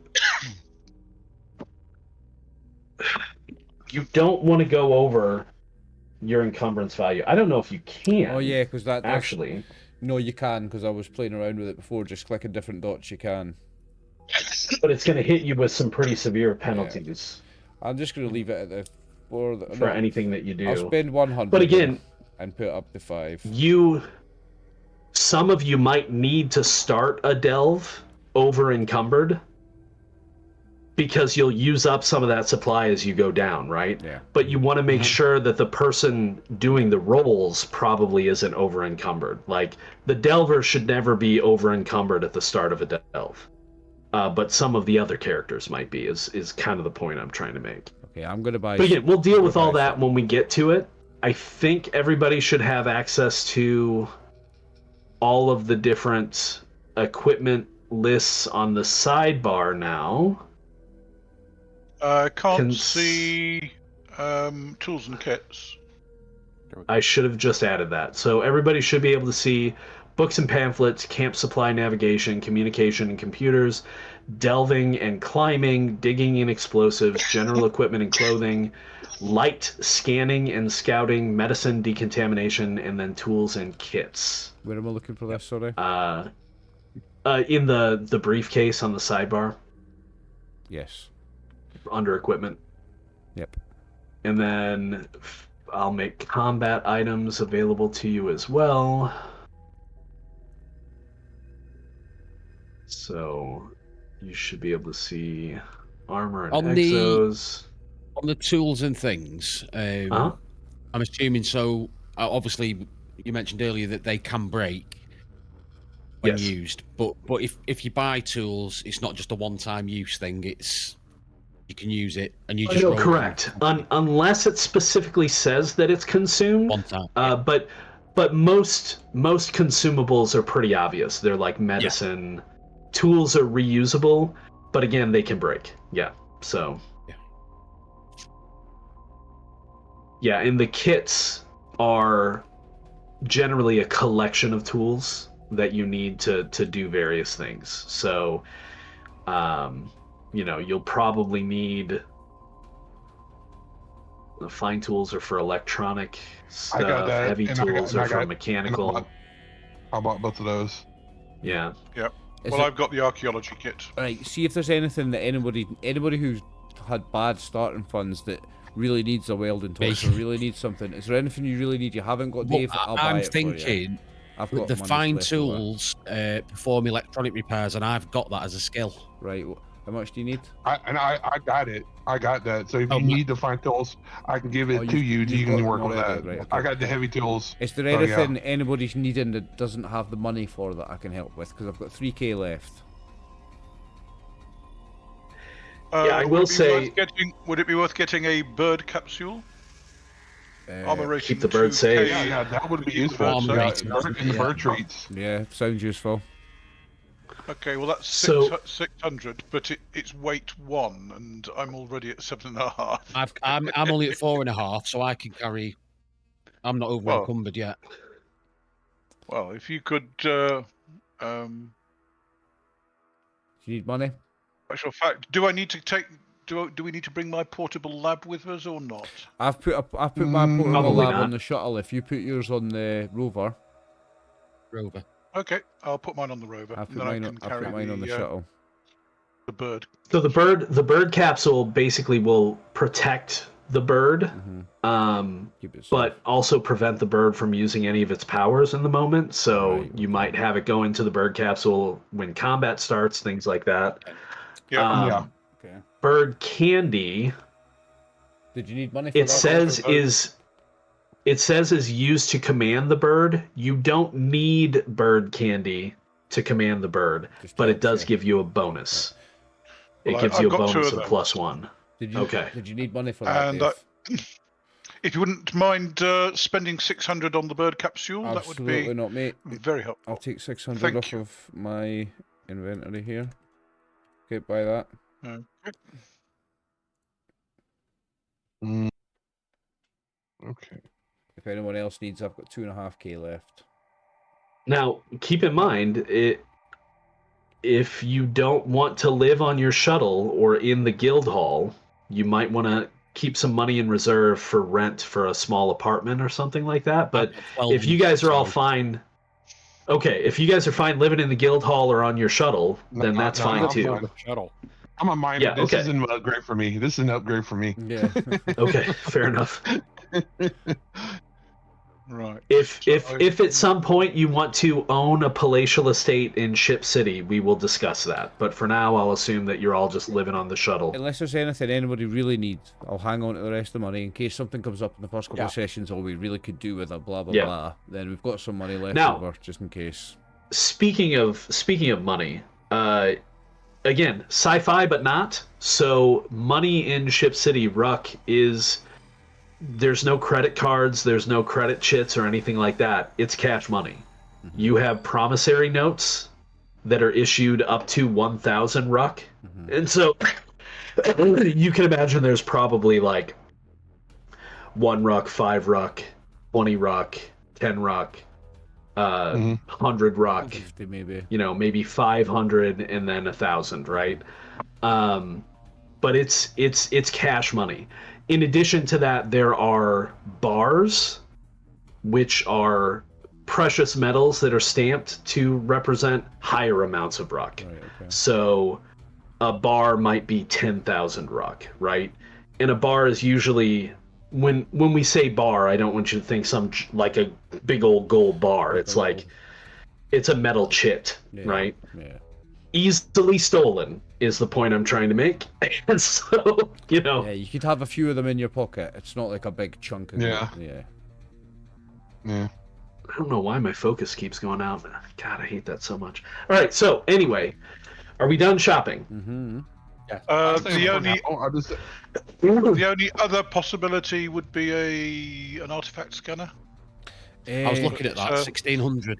1,600 is a lot, and no guarantee it is. to find an artifact. I was also looking at the artifact scanner. It's a lot, but I've got it. If we think that's an important thing. Well, do you think we all can dip into it?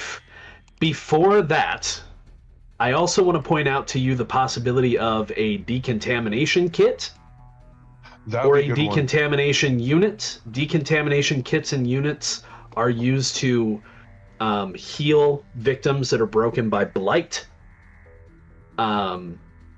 You can also use, it's not listed in the item's description, but you can generally use a decontamination unit to remove the blight from an artifact. Because you basically decontaminate it, right? There's also metadose items and medikits that are used to help people who are hurt. Again, I'm not telling you what to buy, but that stuff is available. We have medikits from okay. 1,800 for decontamination kit is, or the unit is 3,000. Now we're talking about the unit is expensive, but the unit is what is used to decontaminate like items in addition to fully heal people. And is that a ship upgrade unit? Is it? No, it's an item. It's just an item, yeah. I mean, it's a big item. Well, it's a big item, but it's an item. Weight is 5. Weighs 5. Wow. 5, yes. Well, that's something you can leave on a shuttle or put it on a rover. Something we leave till later. We don't have that much money left. Yeah, again, you don't have that much money right now. It's something you leave till later. I just wanted to make you aware, like, there are items that can help you with that stuff. Like there are some items that can help you with hope as well. Like shroom brandy, for example. A glass heals 1 point of hope unless you're broken. Additional glasses after the first in a shift make you confused. Like you can. Cards. Brilliant. Yeah. So I mean, most of the items in the item list do things. Mm-hmm. Some of them also have consequences, but they can help you mitigate stuff, which can be very helpful. Where do I find the shroom brandy and stuff in the? Under medicine, decontamination, and drugs. Oh, sorry. So where's that? What am I looking in again? The main journal. Under the items, the briefcase on the sidebar. Items. I don't see the medicine one. You don't? No. Okay.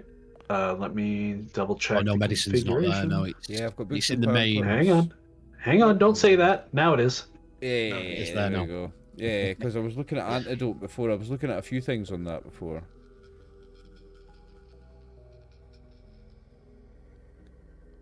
I might spend a little bit more money on some of those things, but maybe we don't need to do that right now. Maybe we can do that in between sessions. Yeah, potentially. Yeah. Or we can, shopping as a part of preparation in a session It is can be done always in the session possible as as well. Yeah, I But- just don't want to spend too much of this session on just doing Yeah, inventory. I just wanted to make sure you guys had a chance to spend some of your money that you start with as well. I'm pretty confident we could start with what we've got, definitely. Yeah. And I'll say we can always, if we know what we're kind of getting into, we can always, grab what we're going as we're going through. Yep. Okay, So I got to get going soon. You do. Right, that's what I was figuring, because we're at 3.5 hours right now for how long we've been running. We are. So, I mean, I almost feel like we probably should wait to start. Yeah, definitely now. Yeah, no, that's fine. Yeah. Yeah, we got the characters made. We got an idea what we're doing, and So it'll be a full session 0 episode, and then session 1 next time. Yeah. And then, of course, any questions or anything in between. I am self-hosting, so you will not have access to this table for your sake, Dave. Everybody else knows you won't have access after I log off because I don't keep it up all the time. But if you want to look at something at any point, just let me know, or I can dive in. And I'm retired, so most days I can pop on pretty much anytime. Characters are done. I need to work on those things, so I'll take care of that. Yeah, I can't really think of anything else we need to do right now. I think we'll be able to jump in next session with getting right into story. Do we want to talk about the scheduling for the next session, or do you want to end it first and then we'll talk about I'll it? end the video and then we'll have a quick chat about that afterwards. Okay. I think I've worked it out, but we'll have a quick chat about that afterwards. So okay. Well, why don't you talk us out? Are we ready? Are we? Sweet. Okay. So that's session 0, everybody. We have our characters, we have our origins, our specialities, our roles, our equipment, mostly. That might still get edited. And we have our new game, gentlemen. That's Coriolis the Greatdark. What's the campaign? The Flowers of Algorab, this is going to be called, isn't it? Yep, that's right. Okay. So that was your session 0. Thank you very much, Brian. This looks like a lot of fun. What a beautiful virtual tabletop you have laid on for us, sir. It's a thing of beauty. Now, hopefully, just wait. I might give you a little quick preview once we're off stream. Okay, yeah, save that. That's exclusive content. So thank you, Brian. Thank you, Dave, Brian, and Max. No, of course. We'll talk about our scheduling for the next session after I do this. Thank you, viewers, for watching. This was session 0. We'll be back very soon for session 1. Bye. Bye for now.